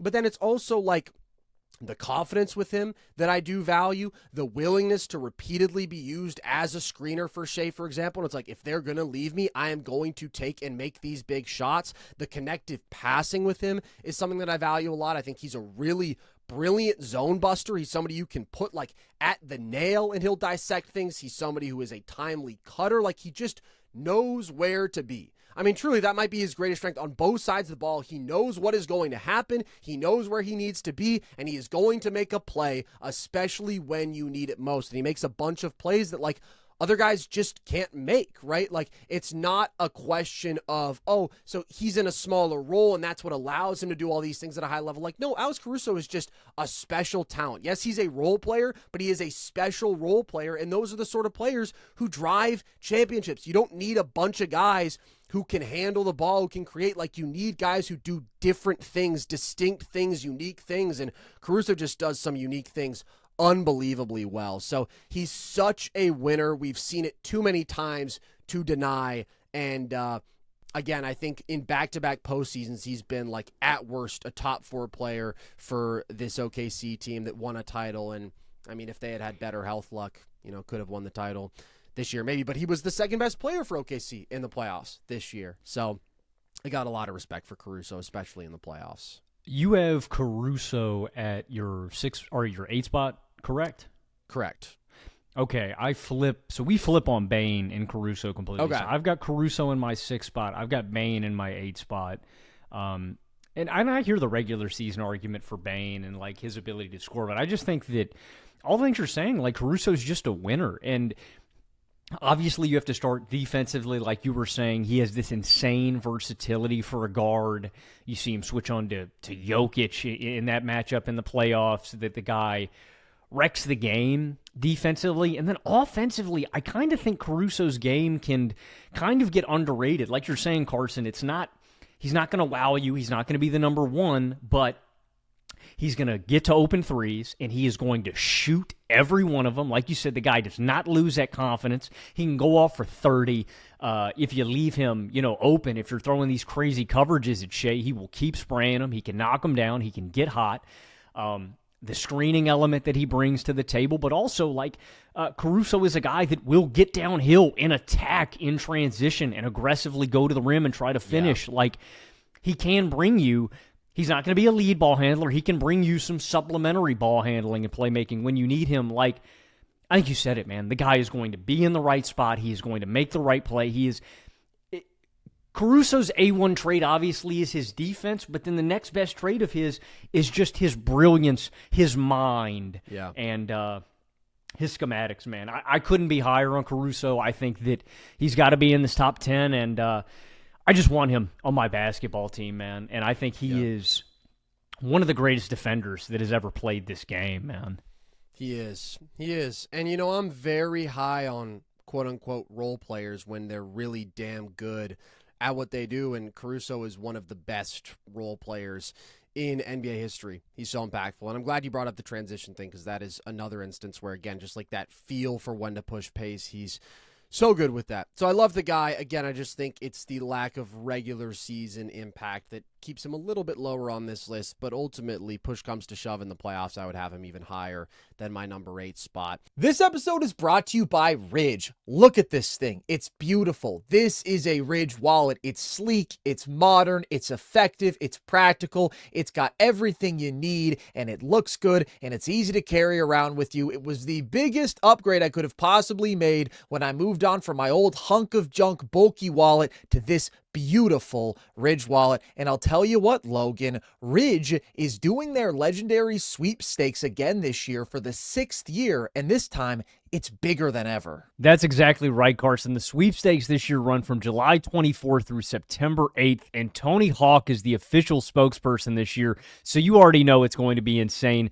2 lucky winners are going to be able to choose between a Lamborghini Huracan Storado, a Ford Hennessy Velociraptor, a souped-up Ford Bronco, or $100,000 in cash. Me personally, I would take the $100,000 in cash and invest it all in Geno Smith plushies. I would also probably take the $100,000 in cold hard cash. But if you're ready to upgrade your wallet and maybe your ride, for a limited time only, head to ridge.com and use code NERDSESH at checkout for 10% off your order and a chance to win Ridge's biggest sweepstakes ever: a Lamborghini Huracan Storado, a Hennessy Velociraptor, a Ford Bronco, or $100,000 in cash. No purchase necessary to enter, but every dollar you spend gets you more entries. That's ridge.com and use code NERDSESH. After you purchase, they will ask you where you heard about them. Please support our show and tell them our show sent you. The number 7 spot is still open for both of us, though, Logan. Who do you have here? So us getting into Caruso has introduced a theme of my list, which I think you in the audience will be able to pick up on pretty quickly.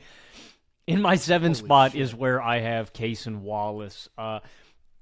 I couldn't leave Cason off this list. I just think that his skill set is just so winning. I can bank on him making a winning impact if he is on my basketball team. Like, I look at some of the other guys that I omitted off of this list, or guys that are on the back half of my list, like, Nickeil, really impactful defensive player, is flawed offensively. And so I think that if you're looking at a guy like Cason is one of the best perimeter defenders in basketball. Like, the guy just has elite hands. And I guess you could make this argument for a lot of guys in the NBA, and I'm going to go to bat for Cason because he's my fucking guy. I've loved Cason since he came into the league. I just don't think he is in a big enough role to be fully appreciated for what an offensive player he is. I want to start with what you do see from him when he is on the court with another primary ball handler. He is a shooting problem. And Cason was a really good shooter when he entered the league. I thought he was going to be a good catch and shooter, a decent. He's a different caliber of shooter now, in my opinion, where he catches the ball. He has got one of the quickest releases in the NBA, and I never feel like he's going to miss. Like, it is boom in his hands, and it is out. The guy is awesome as a catch and shooter. And then I think that you saw briefly in a stretch without SGA this year on the court, I do think there is some pick-and-roll ball handling and some offensive potential there that hasn't really fully been tapped into with OKC. And I think that they have such a surplus of basketball talent that they don't really need to tap into that with Cason. That's not his job here, right? You've got Shea to run the offense. You've got Dub when he's healthy and available to have the ball in his hands. Ajay Mitchell, frankly, higher on this list for me and is better offensively in that role for OKC, so they don't need Cason to step in and do that. When Shea went down and got injured earlier this past season, Cason did step up and he did deliver, but when this team is healthy and fully clicking, they don't need him for that. But I just think that can kind of get underrated for Cason. Like, don't get me wrong, I don't think he's a number one, but I think Cason as a offensive 3 or 4 is really good in providing you that supplementary ball handling. I think Cason can wholeheartedly do that. Like, when I look at a guy like Nickeil Alexander-Walker, could he do what Nickeil does? Yeah, I think he could do what he does offensively if he was in that big of a role. And then defensively, there's some like size limitations with Cason, right? Like, he's not the tallest guy, but I think that for a guard defender, again, elite on the perimeter, some of the best hands in basketball, and then I think an underrated offensive game as a ball handler, but a really good complementary offensive game as a floor spacer and shooter. I love Cason. I think he is a problem out there, and I think that in a different team context, a different role, I think that he would be a little bit more appreciated offensively. So I just think he's got a winning skill set, and I think it's unfair that OKC is going to have 3 shooting guards on this list for me, man. Pretty hilarious. I like Cason a lot.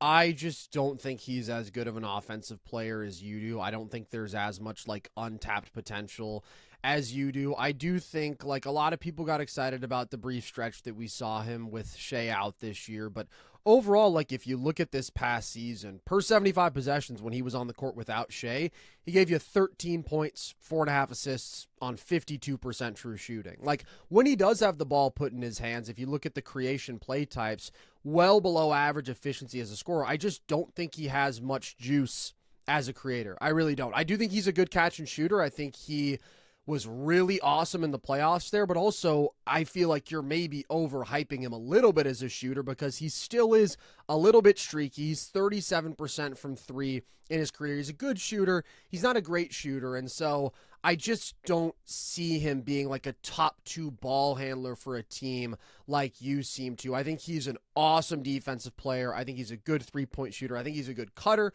I think he's a good transition scorer. Like, this is why I considered him. He's just not as good as Caruso. And so if I'm picking one in the archetype, like I'm picking Caruso, who I do think is the even more well-rounded offensive player, who I do think is the more destructive defensive player. Cason on ball, I mean, one of the best defensive guards you'll ever see. His hands are absolutely extraordinary. He just doesn't have the same level of havoc wreaker that Caruso is, and he doesn't have the same level of offensive feel that Caruso does either, where Caruso is just so good at connecting things. I'm looking at this vision. I am going to call one audible. I'm going to bump Cason to 8. I'm going to bump Bane up to 7. That doesn't look right to me visually. But yeah, Cason above everybody else, I will take. He's still my dog. But above Bane, I don't. That doesn't really make sense to me. So I'm going to bump Cason will be my 8. Bane will be my 7. Unfortunately, that is going to ruin the trifecta of Thunder guards consecutively I have. It's all right, man. I mean, you still are higher on Cason Wallace than I would say like 99.9% of humanity, but not than Cason Wallace himself. I'm just early. People are going to come around, man.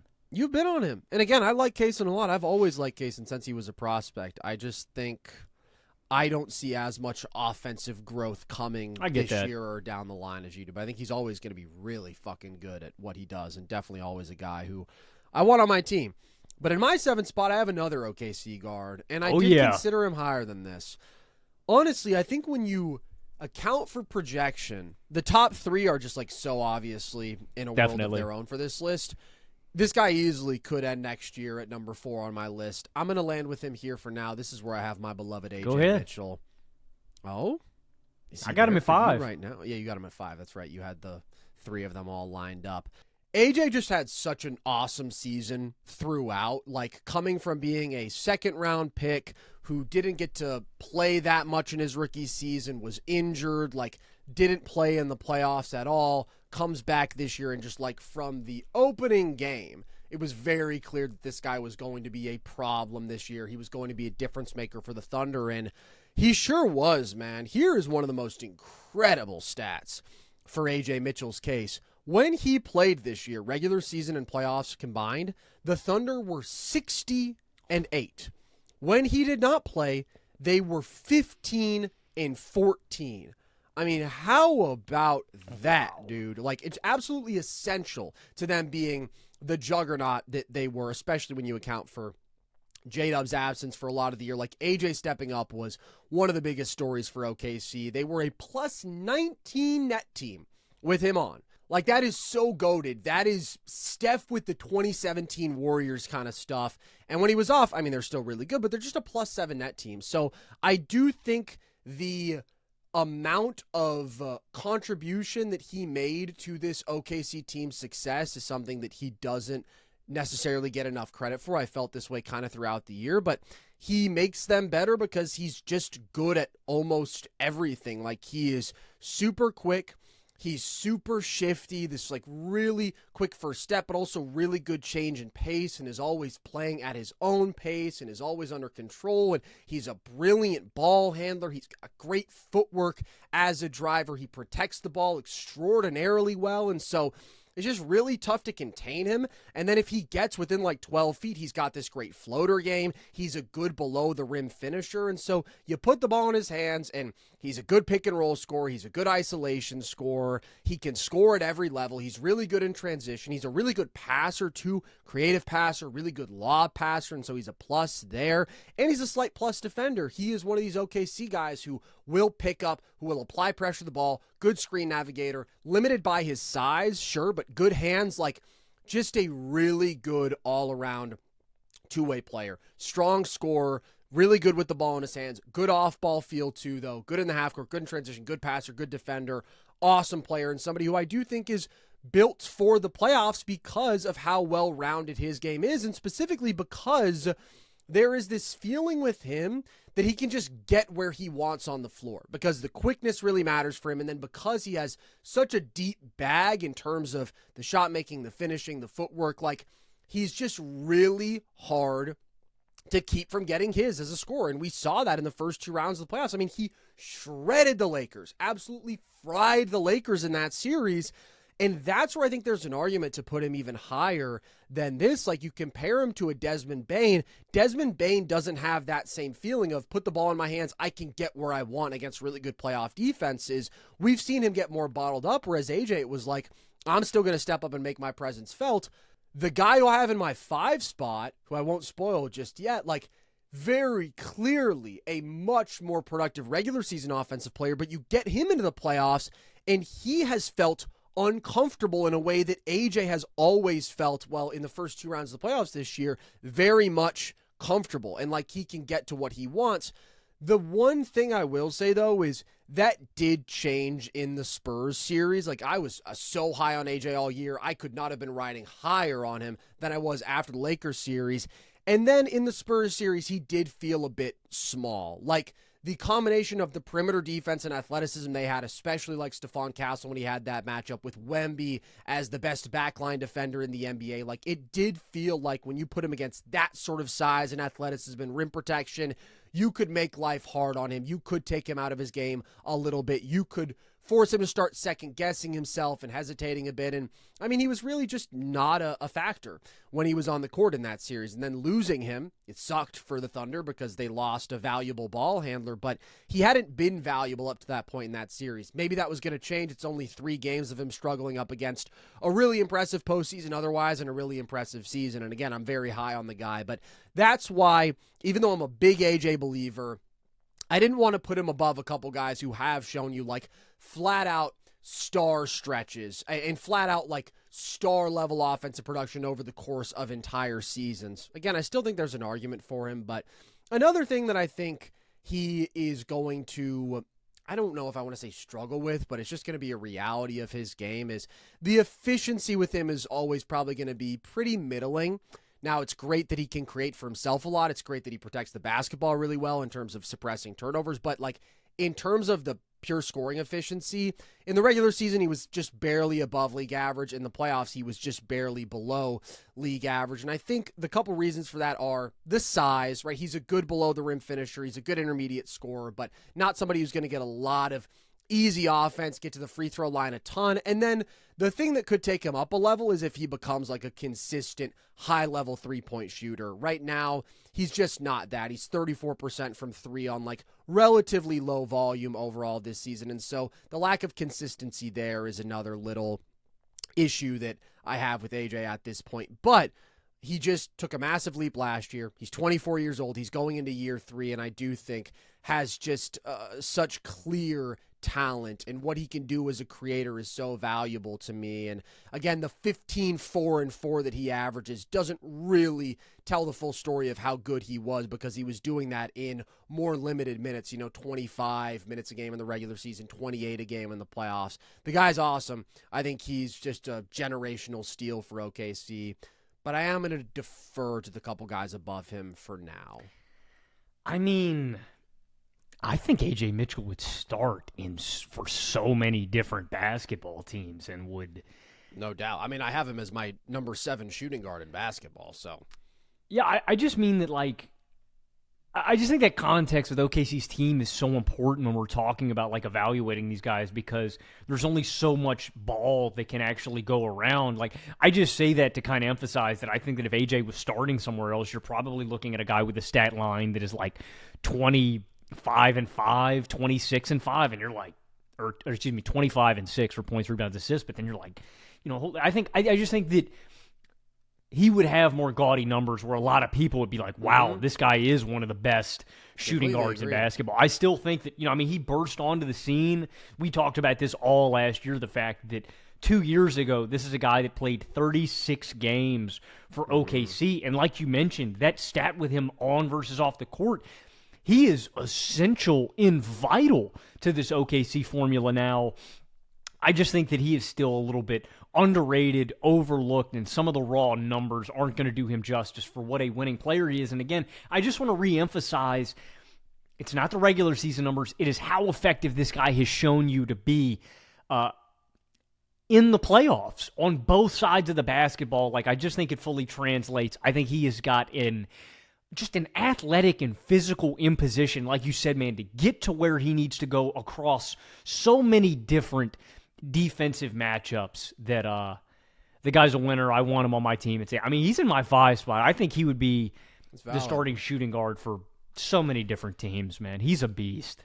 Well, again, we're talking about him at number 5 or number 7, so clearly we both view him as being in the upper echelon of shooting guards in the NBA. And I will say, when it comes to just the production point, like in minutes that he played without Shea per 75 possessions, he averaged 20 points, almost 7 assists, 56% true shooting. The efficiency dipped some, but the volume is there. And also he complements Shea really well. Even though he's not like a consistent knockdown catch and shooter, he is somebody who is an awesome closeout attacker and has really good feel as a cutter. Like, again, I glazed this guy for the entire year, but I do think he's such a complete player, and I definitely thought about him all the way up to number 5, and I hope he gets there because I love him. But, again, the one thing that I didn't want to give him too much credit for or be too hard on the guys in my 5 and 6 spots for is the fact that both of those guys had rough showings in the playoffs, but they came against this OKC defense that is, again, historically great. whereas AJ is insulated in the sense that he plays for that OKC team, and he ran into a great defense only in the Western Conference Finals, and he did struggle against that defense. So, again, I'm a huge, huge fan of his, but I just maybe need to pour a little bit of cold water on myself because I get very excited. We both get very excited, Logan, and AJ is one of those guys who gets me all riled up, but I think this is a fine spot for him for now. I also think 5 is a fine spot for him, but in my 5 spot, you're going to hate this because I don't think this guy is on your list, but I have Austin Reaves. Yeah, he's disgusted. He's going to throw up and he's going to scream. He's going to throw things at me. You are you serious? Lowest American on Austin Reaves. Or are you being dead ass right now? Yeah, I'm being serious. I don't want Austin Reaves on my basketball team. Okay, you don't want him on your team making $45 million a year?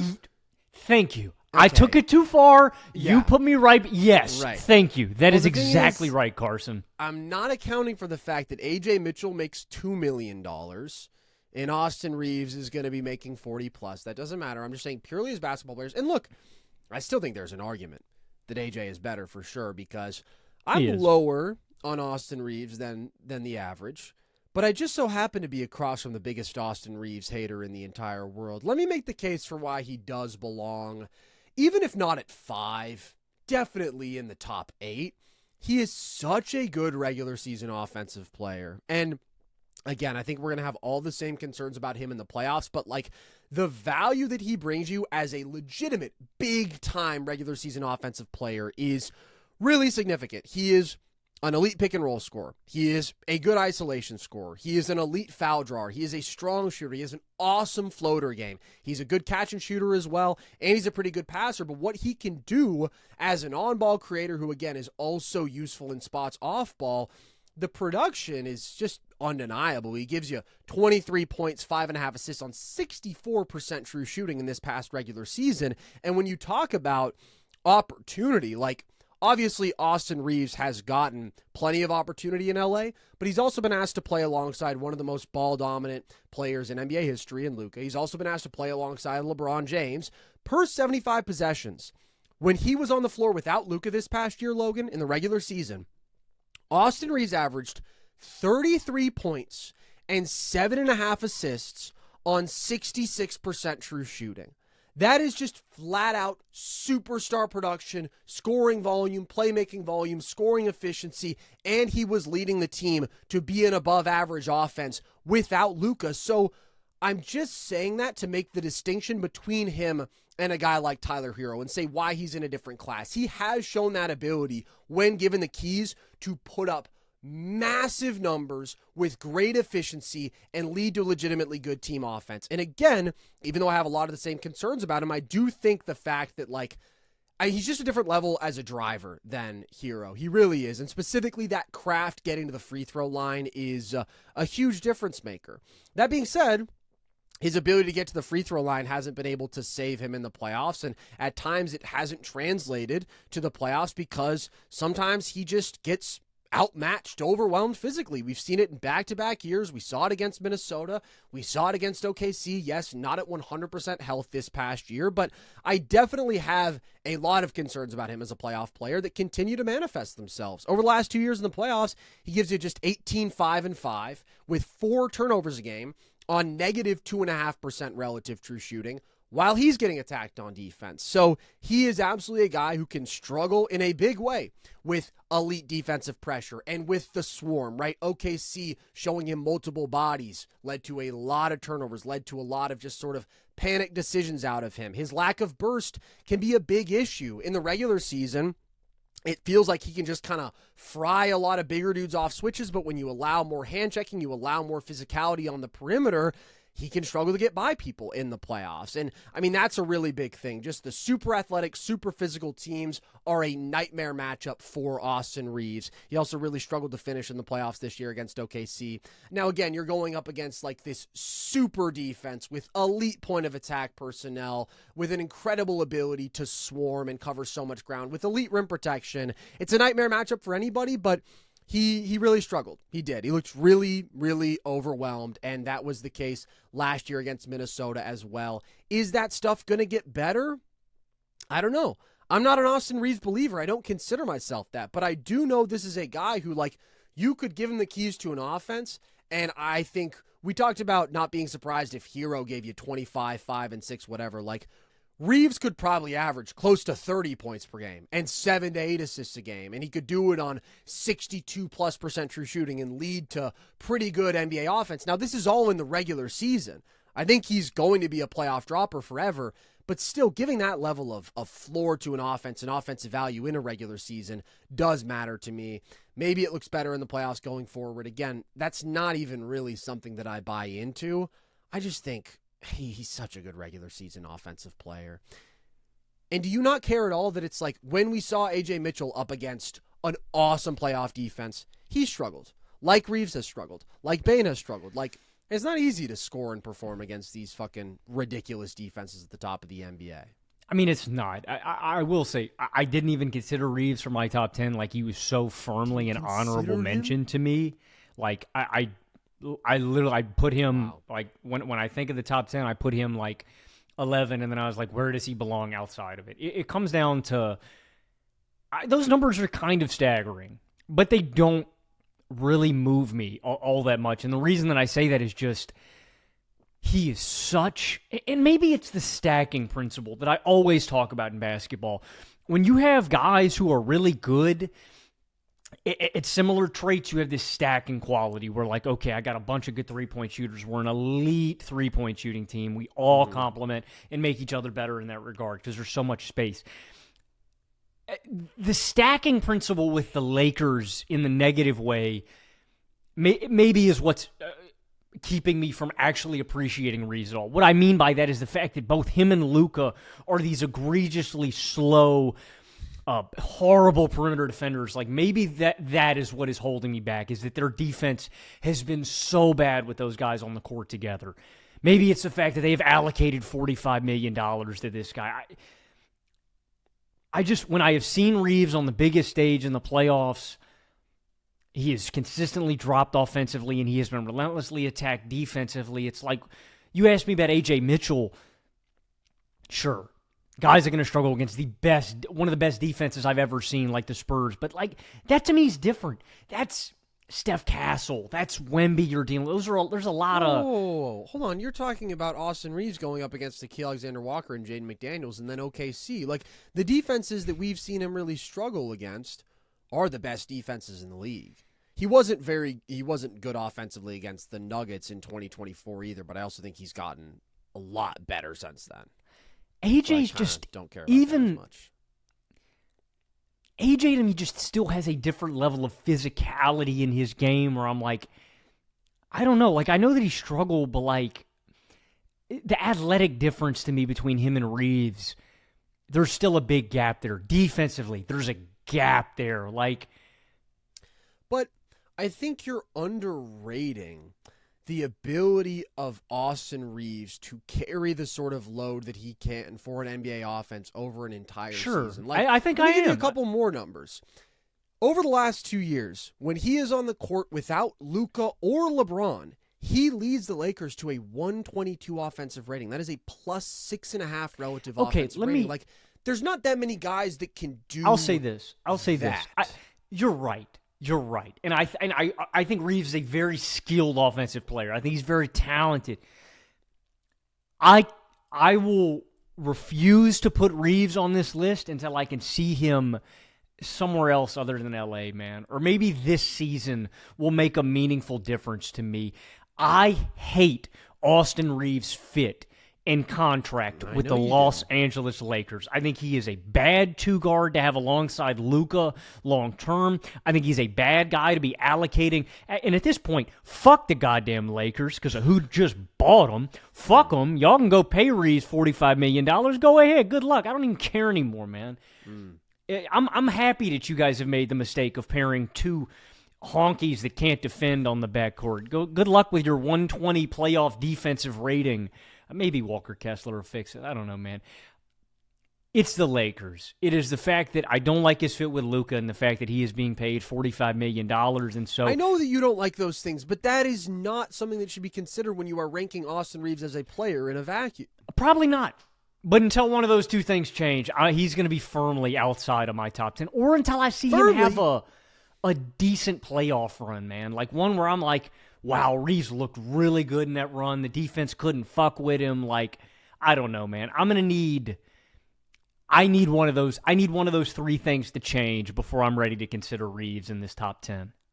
I will be interested to see, like, if your opinion changes, if he just has, like, a playoff run where he shoots, like, 40% from three. Because the last three playoff runs, like, he's weirdly been kind of down from three. And so that on top of the other issues he's had, I think has made it even a little bit uglier. The turnover stuff I really worry about. I mean, that was, like, super predictable. We talked about it going into that series. Like, he's going to have some massive turnover issues against OKC, and he did. So, again, I don't think I'm, like, remotely close to being high on Austin Reaves. I think I'm 100% lower than the consensus on him, but I do think there is a middle ground to be had here that I think the totality of the situation, the fit, the contract, all the things that you don't like about him in LA, I think are making you too low on Austin Reaves, the player, period. Not to say he has to be in the top 5, but I do think he definitely belongs in the top 10.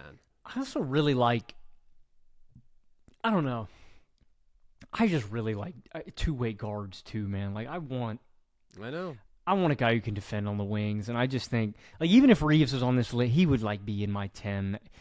Nickeil, I would, Cason, like, all these, like, the two-way stuff really matters to me, too. Though, I feel like you are ignoring how good a regular season player he is. I am definitely valuing the playoffs. Boys here. I'm definitely valuing the playoffs more than the regular season. It does still exist. It does. So I think that's something to consider, that the regular season does exist. And Austin Reaves in the regular season, he's a star. In the playoffs, he's a baller, yeah. Hasn't translated in the same way yet, that's for sure. But we will disagree on that. It always feels weird when I have a guy who I love below a guy who I really don't like this with AJ and Austin Reaves. We literally had this conversation in the playoffs about, like, who's better. And at that moment in time, my God, did it feel like AJ was better. But then again, you see the next series and it's like, oh, it turns out AJ is human. And it turns out it is really hard to play the best fucking defenses in the NBA. So anyways, let's move into the top 4, Logan. Who's in your 4 spot? I will say, I think we are about to hit our stride. I don't know. We'll have a timeless debate here in a minute, but I do think we can maybe find some common ground here at number 4. This is where I have the viral bald sensation, Derrick White. You and me both, my friend. Derrick White's the man. I know he had a down year offensively this season. I truly do think of that as an anomaly, an aberration. Anomaly. Shut up, Jason Tatum. But White is, transcendent defensively, and we read all the on-off numbers throughout the regular season. The guy transformed the Boston defense without him, and actually, believe it or not, as much as the guy struggled to put the ball in the basket efficiently this season, the Celtics offense was actually better with Derrick White on the floor too. Like, as much as he did struggle from the field, and I do think that is a limiter, the guy makes great decisions. He handles the ball. He doesn't turn it over. Like, the guy can do complementary and fill in the gap stuff for you offensively, even when he's not scoring effectively and efficiently. And then defensively, the guy is completely transcendent, transformative. Like Alex Caruso, you see a different level of versatility with a guy like Derrick White. You also just see his brilliance in his mind. The most special trait of Derrick White, along with the defense, is just his mind, his ability to be in the right spot, his ability to fill in the right lanes, his ability to be in the right place to make plays. He is one of the best rim protecting guards in basketball. He is just one of the flat out best defensive playmakers in the sport. And again, it's just not going to appear in the regular stat sheet, where maybe you look at some of these offensively slanted guys and you're like, oh my God, Norman Powell, Austin Reaves, Tyler Hero. You can go down the list. They did all this offensively. How are you going to put a guy that was sub 40% from the field, sub 33% from behind the arc? How is he in your top 5? He is just that great defensively and what he does to make the winning plays. And so 4, to me, is like where he needs to be. I say that because This is with a preposterously bad offensive year from Derrick White. Derrick White is much better than this offensively, I promise you. And so I think next year, I think he bounces back in a big way. I think the Celtics are going to – I think they're going to miss Jaylen Brown, but I still think they're going to be firing on all their cylinders. They got Mazzulla. They're going to get more talent in the fold, and I just think Derrick White – is going to deliver. The guy is a winning basketball player through and through. He is a guy I want on my basketball team, and there's just a gap between them in the top three. I mean, Derrick White would have to bounce back in a pretty big way to crack this list, but I couldn't have him any lower than 4, man. The guy's just a winner. Kenny Atkinson might have Derrick White number 1 on this list. Kenny Atkinson said Derrick White is a top 5 player in the NBA. Kenny Atkinson also believes that the Cleveland Cavaliers won the NBA title analytically this year, but he was cooking with the Derrick White love. I love Derrick White too. Now, the playoffs were bad. Let's just call a spade a spade. He couldn't hit shit. It was bad for the agendas. I had Derrick White All-NBA. That didn't look good after he literally could not hit the broadside of a barn in that playoff series. But he's such a good player. I do think he delivered star-level impact over the course of this season, and I think that's just what he does. Like, you and I, Logan, we talk about the little things. We love the little things. Derrick White is king of the little things on both sides of the ball. Defensively, he is a top-tier guard on the planet. As you mentioned, a historically great shot-blocking guard, an awesome point-of-attack defender, somebody who is willing to put his body on the line, somebody who, in terms of just positioning and instincts and timely help, absolutely brilliant there. Offensively, he's a strong passer. He's an elite turnover suppressor. And this is where, like, he still had clear positive offensive impact overall this season, even though it was a down shooting year for him, because he's able to take on this responsibility as a ball handler, be a steadying presence, create opportunities for his teammates. Even though he didn't shoot the 3 well this year, people know him as an elite 3-point shooter. So the spacing value is still very strong there. He's a pretty good rebounder for the position, good offensive rebounder this year, which is part of Boston's strength as a team, their ability to get that value on the margins from a number of different guys. Like, he just does so many things on the margins. He's an outstanding complementary player and a guy who was very clearly a top 2 player for a team that won 56 games this past year and was flat out elite on both sides of the ball. He was essential to that success on both sides of the ball, especially defensively, as you're saying. And again, led the Celtics to be elite, even when they didn't have Jaylen Brown. Like, in all minutes that he played, with Jaylen Brown off the court, the Celtics had a plus 15.5 net team. That's when they were at their best. It was with White on, Brown off. When those two were on together, Celtics were a plus 9 net team. When Brown was on with White off, they were only a plus 2 net team. So again, I've said this many times. I'm not saying that that meant that Derrick White was the best player for the Celtics this year, but I sure am saying it meant that he was absolutely essential to their success. It meant that they were still awesome. In fact, they were at their best statistically when he was on without Jaylen Brown. And the thing is, as bad as the playoffs were this past year offensively, like, he was awesome in the 2024 and 2025 playoffs. And that includes a title run in which he was fantastic. So, like, overall, if you look at the last 3 years in the playoffs, he's giving you 16, 4, and 4 on 60% true shooting with over a block a game and all-world defense. Like, I just don't think he has to prove anything. I think he has proven year in, year out that he is an elite impact winning player. And we know what his limitations are. We know why he can't be higher. It really is the limitations in terms of inside the arc scoring and the self-creation and the fact that at times, I mean, in that Sixers series, like, his offensive process kind of became, all right, I'm just jacking up pull-up threes. But the problem is he was just overtasked. Like, with Jason Tatum being out for almost the entire regular season, being out in Game 7 of that playoff series, like, Derrick White was asked to do more offensively than he would be in an ideal situation, and yet he still had an awesome season overall. So I do think that he's just a more impactful player than like an Austin Reaves, for example, with the concerns that I have about Reaves as a playoff performer where his playoff offense is going to dip significantly. We have seen over the course of these last few years Derrick White be actually better overall in the playoffs than in the regular season, be a legit positive offensively, while he's also this incredible defensive player who just makes his team better in a number of ways. And if he does get back to hitting 40% of his threes this year, which was the standard for him before this season, with Jason Tatum back, with Pritchard primed to take on an even bigger offensive role, like taking a little bit off of White's offensive plate to allow him to be a little bit more efficient, I think that this should be a really awesome Derrick White season. And as I've said many times, I think the Celtics are going to be really fucking good this year. I think they're going to be fantastic. I don't think that they're going to really miss much of a beat. And a big reason that I'm so confident in them is because I'm a Derrick White truther. So we agree on him at number 4. And I think we might agree the rest of the way, Logan. Who's in your 3 spot? Yeah, I do too. I mean, I think that 2 and 3 is probably still a debate to people, and we can get into it if we disagree here. I have Devin Booker. I don't necessarily feel any differently on the Devin Booker-Donovan Mitchell debate than I have in years previous. I know that people are disappointed with Donovan Mitchell. Another disappointing run from the Cleveland Cavaliers that we've come to expect. And a playoff letdown. You know, a lot of people felt like the Cavs were the most talented team in the Eastern Conference after the James Harden acquisition, as we mentioned. Kenny Atkinson still believes they won the championship. I mean, get that guy some meds, right?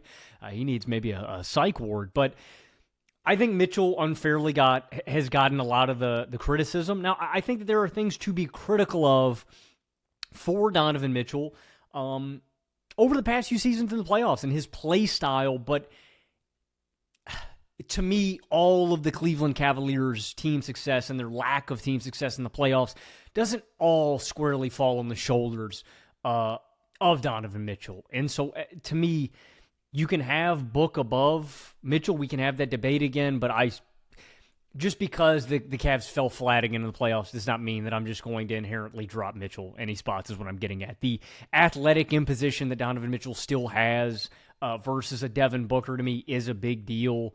And I don't know. I mean, it's sad, man. I kind of look at Book and Mitch is both kind of disappointing guys in terms of like my expectations for them and what I had in store for them. The Suns are a different kind of beast. Like, they've just had some, not bad luck, bad decision-making from ownership and GMs. I don't think they were ever going to be super competitive with the situation they found themselves in after the KD, the Ayton, the CP3, that era of Suns basketball. But Mitchell and Book both, to me, are disappointing. Book in terms of his efficiency and his three-point shot, just leaving him.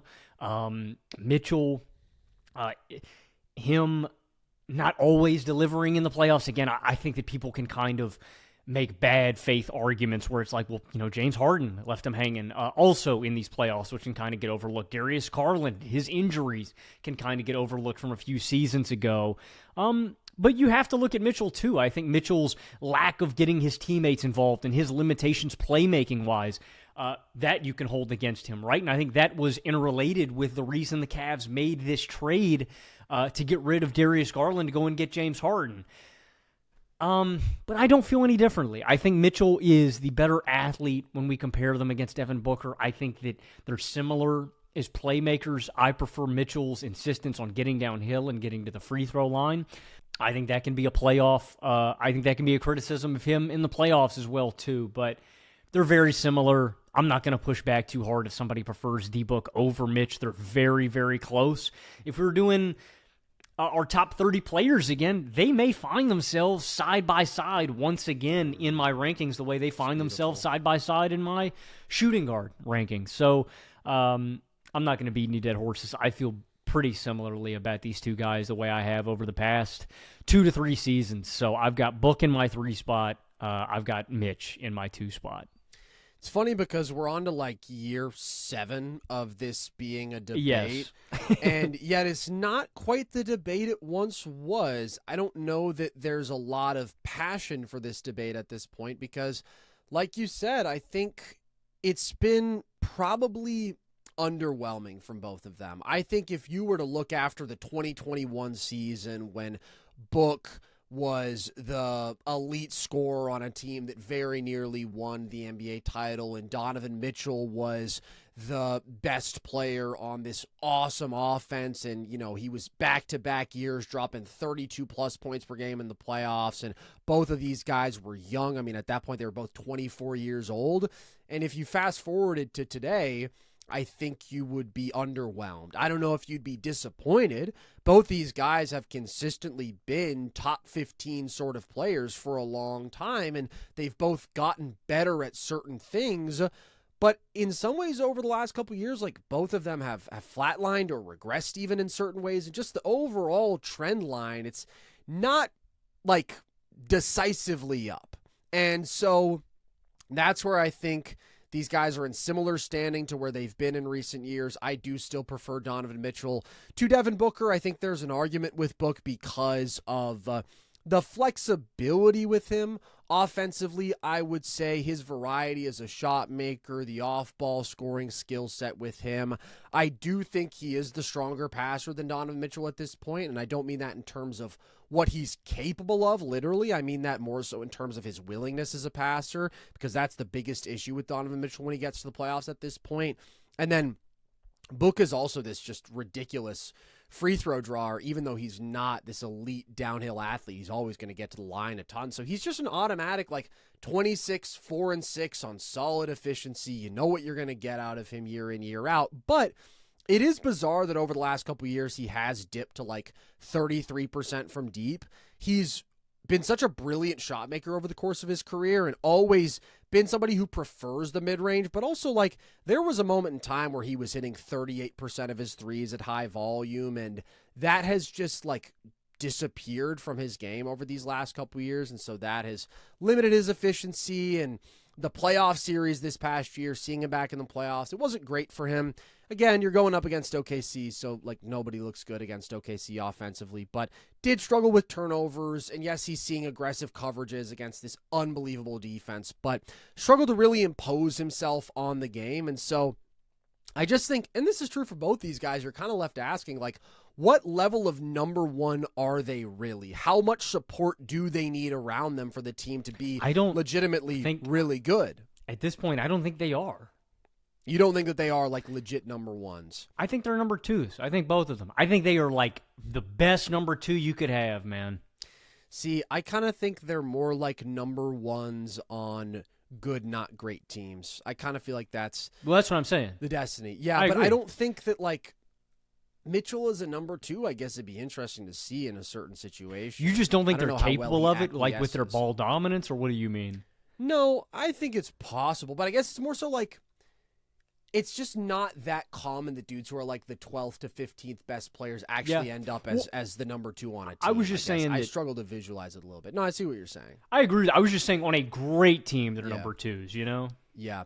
And it's like, look, we have seen both these guys be the best player on teams that have been the number one seed. Like Mitchell, again, just made the conference finals for the first time this year, but his teams have been a staple, winning 50-plus games in the playoffs for a long time. And Book, obviously, the Suns have taken a dip, but even they were back in the playoffs this year. We've seen him be the leading scorer and arguably best player on a team that almost won the title and another team that won 64 games. Like, we know when you put all the pieces around them that, yeah, they could be the best player on really good teams, but they are both still flawed enough.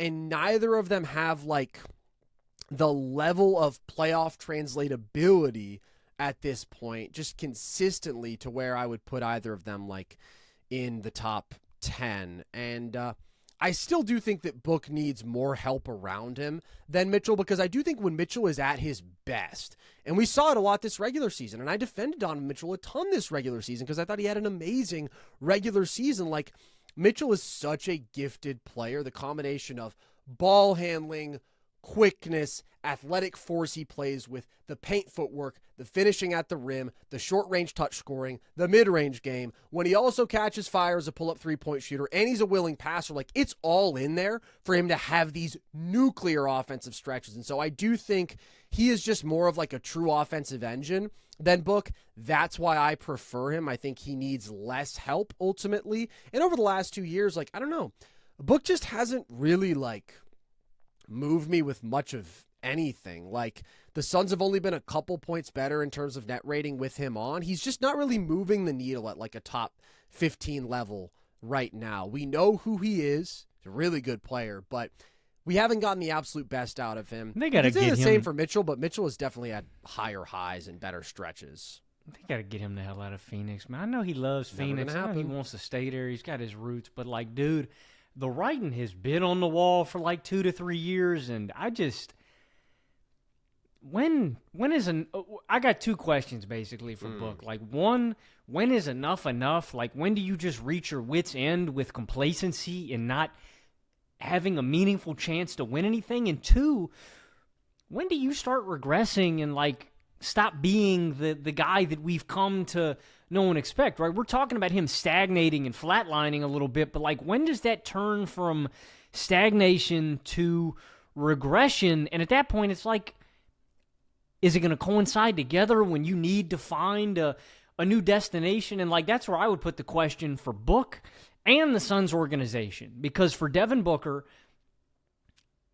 maybe he just loves Phoenix that much and loves it so much that he really doesn't care all that much about winning. Like, he just loves it that much. But the Suns obviously, I think, are going – Book and the Suns organization both are probably going to reach the conclusion that they are not going to be able to do anything meaningful with Book and his tenure.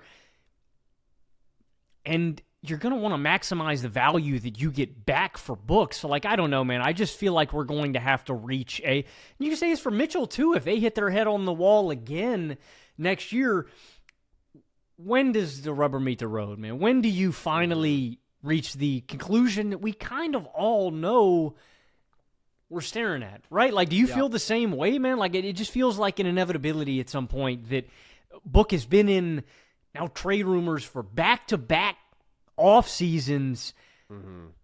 When do we reach this conclusion, man? I don't know if it's ever going to happen. I do think that the Suns are sort of in a unique situation because they have sent out so many of their picks, and so their incentive is still to compete. Yeah.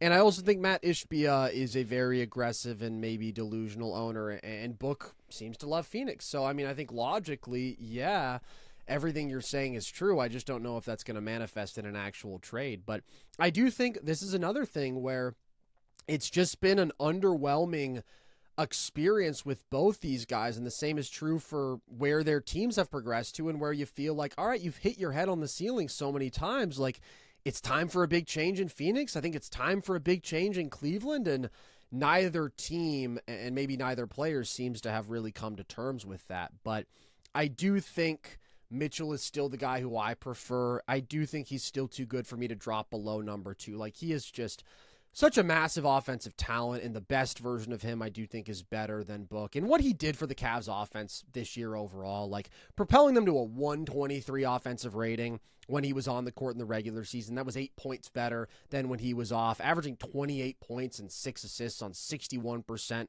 plus true shooting. Like, again, just those heights of offense that he can reach and the number of ways in which he can dominate a game and, like, just completely impose himself on the game. It's really, really impressive. But then until he becomes a better playoff playmaker, like, he's going to remain a tier below Anthony Edwards in the 1 spot, right? He's not going to be able to make a case for that, which is frustrating because we do know that, like, technically he is a skilled passer. He can make very advanced passes, but truly has some of the craziest playoff tunnel vision that we've seen. And it was more egregious this year than ever before. But over the last 2 years, drops from 5.3 assists per game in the regular season to 3.3 in the playoffs. His field goal attempt to assist ratio goes from 3.6 to 1 in the regular season to 6.4 to 1 in the playoffs. For every 1 assist he gets, he's putting up 6.5 shots. Like, that sort of imbalance is just what's holding him back at this point. And his scoring efficiency dips a little bit in the playoffs, largely because he just kind of forces himself on the game and he doesn't get his teammates involved. Yeah. And he's got great shooting around him, and he's got good play finishing bigs, and he just doesn't get them involved. And the Cavs offense is at their best when those guys are all getting involved, when the guards are getting them involved. And Donovan Mitchell has just struggled to see that. I mean, he just frankly flat out passes the ball less when the playoffs come around. And so that's why I'm lower on him. Having seen that play out again in this postseason, it makes it harder for me to defend him. But if you can ever lock in and figure that out, I think it will take him and take the Cavs up another level in the playoffs. But the number 1 spot, Logan, belongs to your one and only, the man with whom just a week ago you shared a 25th birthday. Shout out to Anthony Edwards. We do have to shout him out, and I love shouting him out, man. I am hoping that this is the year that Anthony Edwards puts it all together, man, and I think he is well equipped to do so. LaMelo Ball in the fold, man. I think they are going to be, if LaMelo can stay healthy, not only one of the most talented duos in basketball, I think probably the most fun duo in basketball. I mean, it is going to be a riot in Minnesota, man, those two guys together. But Ant is a special, special player, and we've talked about Ant's specialties and his flaws numerous times. His specialty is the fact that he is one of the best jump shooters from behind the arc on the planet nowadays. The guy is shooting double-digit threes a game. He makes them at a damn near 40% clip.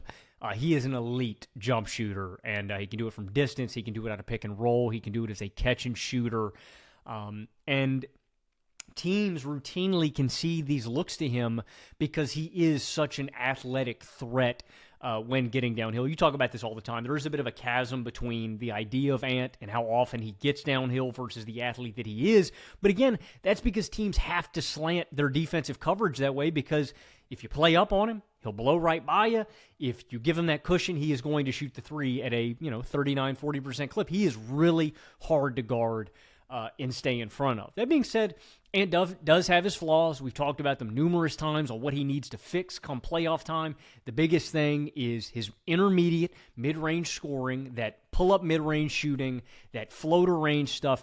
That's how teams should defend him. If you're, for example, if you're running pick and roll against Ant, you run a screen, you should try to run him off of the line, right? You got to go over the screen to force him out of that, but you should run like a high drop where you can get back on the big and force him into that mid-range jumper. If you can force him into that look, that is a great look for your defense every single time. And then the other issue with it, as we've always talked about, is his playmaking. In the past, I've struggled to fully put the playmaking limitations of Ant on himself because of Rudy Gobert in the dunker spot and some of the spacing issues and stuff like that. But it is still an area that needs to be improved with Ant. That being said, this season, now that they have brought LaMelo Ball in the fold, I mean, it's basically just like, how much can you tap into Anthony Edwards, the cutter, the transition scorer, the off-ball weapon, right? Ant's already a good off-ball scorer. How much better can he get alongside a guy like LaMelo Ball, and how much better does this make the team? That's the big question. So that's the thing to monitor this year, right? Playmaking and mid-range scoring have been the big things that Ant have needed to improve on. How much does LaMelo Ball being injected in here take that burden off of Ant's shoulders? And you've heard Chris Finch talk about this. They asked him in an interview not that long ago, they were like, Ant's limitations, what do you think went wrong last season? He said, I don't think we put Ant in the best position to succeed this last season because we put the ball in his hands every single time, and he needed to be our de facto point guard. Finch believes, and I believe the same, that with LaMelo being in the fold here, that'll take the pressure off of Ant. It'll make this offense that much better, and it'll make Ant the scorer even better, even though he is one of the best in the game right now. So this is Ant's spot. It's been his spot for 3-4 seasons now, and I think he's primed to look even better this season with LaMelo Ball, and if he can stay healthy, man. To be honest, I've always loved Minnesota since they've gotten Ant. He is one of my favorite players, if not my favorite player in the sport today. Maybe Hallie takes a cake. I love both of those guys a lot, but the 2020 draft and Dylan Harper, man, I can't wait for basketball, man. I'm fiending. Okay, hey. We don't want another cramp situation. You're right about that. I don't want another cramp. You've had a month off. You're not in podcasting condition. Be careful with your body, okay? It's a delicate art form. People don't understand. People sit at home and they think, oh, those guys are just sitting around. They're sitting around yapping. Well, you try it. Look what happened to Logan after a month off. He almost fucking died. I'm going to blow a gasket. Minnesota is the team I am most excited for this next season to watch them on the court. I cannot wait, man. But yeah, my baby boy, this is his spot to lose. It has been for a few years. I will say, I don't know if he has quite put the gap between him and the competition that maybe you would have hoped for a few years ago. I don't know. I mean, I think Ant is progressing about as expected for me. I know for you thinking that, he's going to be better than the Lord himself and whatnot, the expectations are even a little bit higher. Like, he's gotten just a little bit better each of these last 3 years. He's an exceptional player and is still only 25 years old, but still firmly outside of like that top 5 is what I mean. And his leap to top 5 level like remains about the same things it was always going to be about. The biggest one is the playmaking, where he just hasn't really progressed much. That's the reality, and that's probably the most underwhelming area. The defense, to some extent, like, can he become a real clear plus, right? I think that's always been sort of part of the vision of the best version of Ant, is that he can be one of these, Dwayne Wade, like, legitimate impact defenders, too. We never really seen that out of him. And then some of the nuances to the scoring game, as you're mentioning, improving the mid-range and floater game even further, although he improved upon that this year, tapping into all of his potential as an off-ball scorer. And that's where I think pairing him with LaMelo is really exciting. I think it's going to be awesome. I think it really should make Ant better. I think LaMelo just complements him and vice versa in so many ways. And Ant has never been a guy, because of his playmaking limitations, who can just, carry you to be an elite offense. He's going to make you a good offense. He's such an elite scorer, but never been one of those like one-man offensive engines. When you pair him with a shooting and playmaking talent like LaMelo and what they can be in transition and everything that we visualize for them, like, I think now they have the potential to really become one of those top-tier NBA offenses and put him in the best role and situation that we've seen him in by far. What do you think their starting lineup is going to look like? Well, I think that's a really interesting question. I want they to have see options. them play a lot of 3-guard lineups because I love Ayo, but I don't know if they can start with 3 guards. I think that's, I don't know, man. I look at their roster right now. It might have to be. I think it's going to have to be McDaniels at the 4, Gobert at the 5, and then probably Ant at the 3 with one of DiVincenzo or DeSunmu at the 2, right? DiVincenzo's not going to be healthy. Fair. Until maybe the very end of the year. I guess does it have to be Ayo then? I think it has to be Ayo, which that's pretty cool. I got to say, that's a lot of speed and shooting to put around Rudy.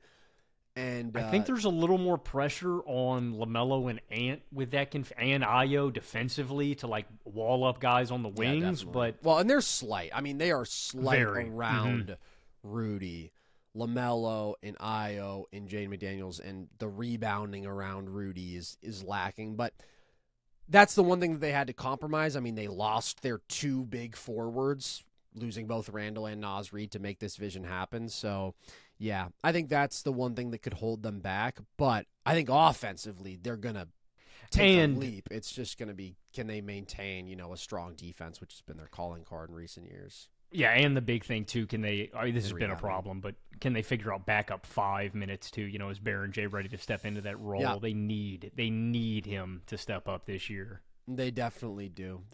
So I'm not expecting crazy things out of Minnesota this year because I do think, again, they had to compromise some things in terms of depth and size and defense and rebounding. But I think offensively, I am expecting huge things out of Minnesota. And I think LaMelo's going to make Gobert look the best he's probably ever looked. No question.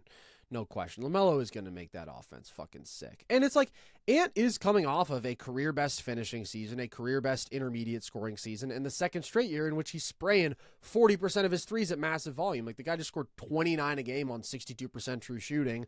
Struggled in the playoffs, but obviously was not 100%, so I don't really care about that when we do have a few years of him being a strong playoff performer. I think that he does belong as the top shooting guard in the sport yet again. The question is just, can he climb higher? Can he crack that top tier of players this coming season? We'll see. But I do think he has the best opportunity to be the best version of himself offensively, at least, and that's going to be pretty cool. So there you have it. Our top 10 shooting guards. Logan, do you want to just real quick run down your list 10-1? Affirmative, Mr. Breber. Thank you, sir. Number 10, I have Darryn Peterson. Number 9, I have Nickeil Alexander-Walker. Number 8, Cason Wallace. 7, Desmond Bane. 6, Alex Caruso. 5, Ajay Mitchell. 4, Derrick White. 3, Devin Booker. 2, Donovan Mitchell. And number 1, Anthony Edwards. At number 10, I have Nickeil Alexander-Walker. Number 9, Kon Knueppel. Number 8, Alex Caruso. Number 7, Ajay Mitchell. Number 6, Desmond Bane. Number 5, Austin Reaves. Number 4, Derrick White. Number 3, Devin Booker. Number 2, Donovan Mitchell. And number 1, Anthony Edwards. There's a couple things I come back to. I wonder if I should have had AJ a little bit higher. And I do come back to the Darryn Peterson versus Kon thing, but the one thing I'll say on that is, even though I think Darryn Peterson is in a different stratosphere from Kon as a prospect, like, that doesn't mean it's a given he's going to have a better rookie season, because Kon's rookie season was ridiculously good. Like, Kon had one of the best rookie seasons offensively that we've seen, because he was just, like, uniquely ready to go. And if Peterson's role ends up being a little bit smaller than we anticipate, like, I don't know. I think that one could kind of go either way, but I doubted it. I feel okay with going with the guy who's done it. And again, just appreciating the rookie year that Kon did have, even though I think as a long-term talent, Peterson's in a different world. Doesn't mean he's going to be better this year. We'll see, though. Logan, take care of yourself, buddy. All right, I don't want you having another incident like that cramp. That was scary. Dude, I got to stop playing basketball for 7 hours consecutively. But then how are you going to make it to the league? You're right, man. I got to stay on my grind. Dude, we got to genetically engineer our baby. Ooh, we got to make our baby like the alien from Alien Romulus. Or just like Rob Bob. That's Rob Bob. When we have our child, why are you looking maybe a little hesitant? I don't think we need to. You got insane genetics, man. I think we're going to be rocking. I do have a 6'8" wingspan, but that's not I know, dude. enough. Our kid's going to be like 6'6", probably 220. No, but we have to get a 7-footer. We have to get a 7-footer. I'm not coordinated or athletic enough for 6'6" to be good enough. We need to get to the 7-foot threshold where you've got a 1 in 6 chance of that baby going to the NBA. The second they're that big. We're going to have a freakish amalgamation, Carson, right? We're going to give him ears. Biggest we're going to give him. He's going to have mass. These are huge ones. Going to hear it really well. They're going to get my knee cartilage. They're going to get your height, right? My coordination and fluidity. Not elite, right? But passable. But in the 6'6" frame. Like a 7'1" wingspan, he's gonna be a beast. This is not an NBA player. This is not close to an NBA player. 6'6"? How nice do you think you are? Dude, we're training him. He's locked in from like 3. That's a good point. We're gonna make our home a basketball factory. There'll be no love. There will be no joy in our household. He's gonna be a Yao Ming, straight passion project. Yeah. What if we made him a tennis player though? See, I think he'd have a chance of being. He'd be maybe the GOAT tennis player, though. That's kind of what I'm thinking, but that's not the dream. That's not the vision. So whatever. I mean, we can figure this out later, obviously. In other news, Russell Westbrook retired. Shout out to Brody. Never my favorite player, but that shit made me sad, man. I felt bad for Russ. I mean, it's weird to see him go. My first thought was like, it almost feels like so soon, but then it's like he's 37. You know, he played 18 NBA seasons. We've just gotten so spoiled by this generation where like Harden and Steph and KD are all still like flat out stars.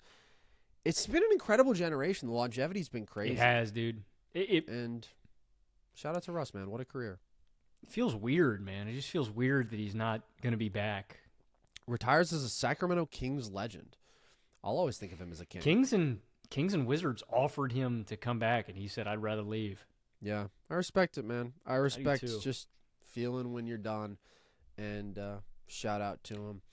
So, with that, this episode is over, much like Russell Westbrook's career, although it was far less remarkable. But hey, we're back, baby. We're back in business, so we're feeling good. We hope you guys are as well. You know where to find all of our stuff, all of our full episodes on YouTube, across all audio platforms. You can follow us on social for all of our daily viral content there, trivia and takes and all of that shit. And by the way, it's been a summer of fun. If you missed it, if you were on vacation and you couldn't watch, oh boy. I mean, trivia with all of your favorites. Oh, ranking everything. We've been doing these brackets. We've been putting just everybody you can think of into a bracket and fucking making them battle each other. It's been awesome. So check that out. And with that, as always, I've been Carson Brabber. I have been Logan Camden. And this was Nerd Sesh.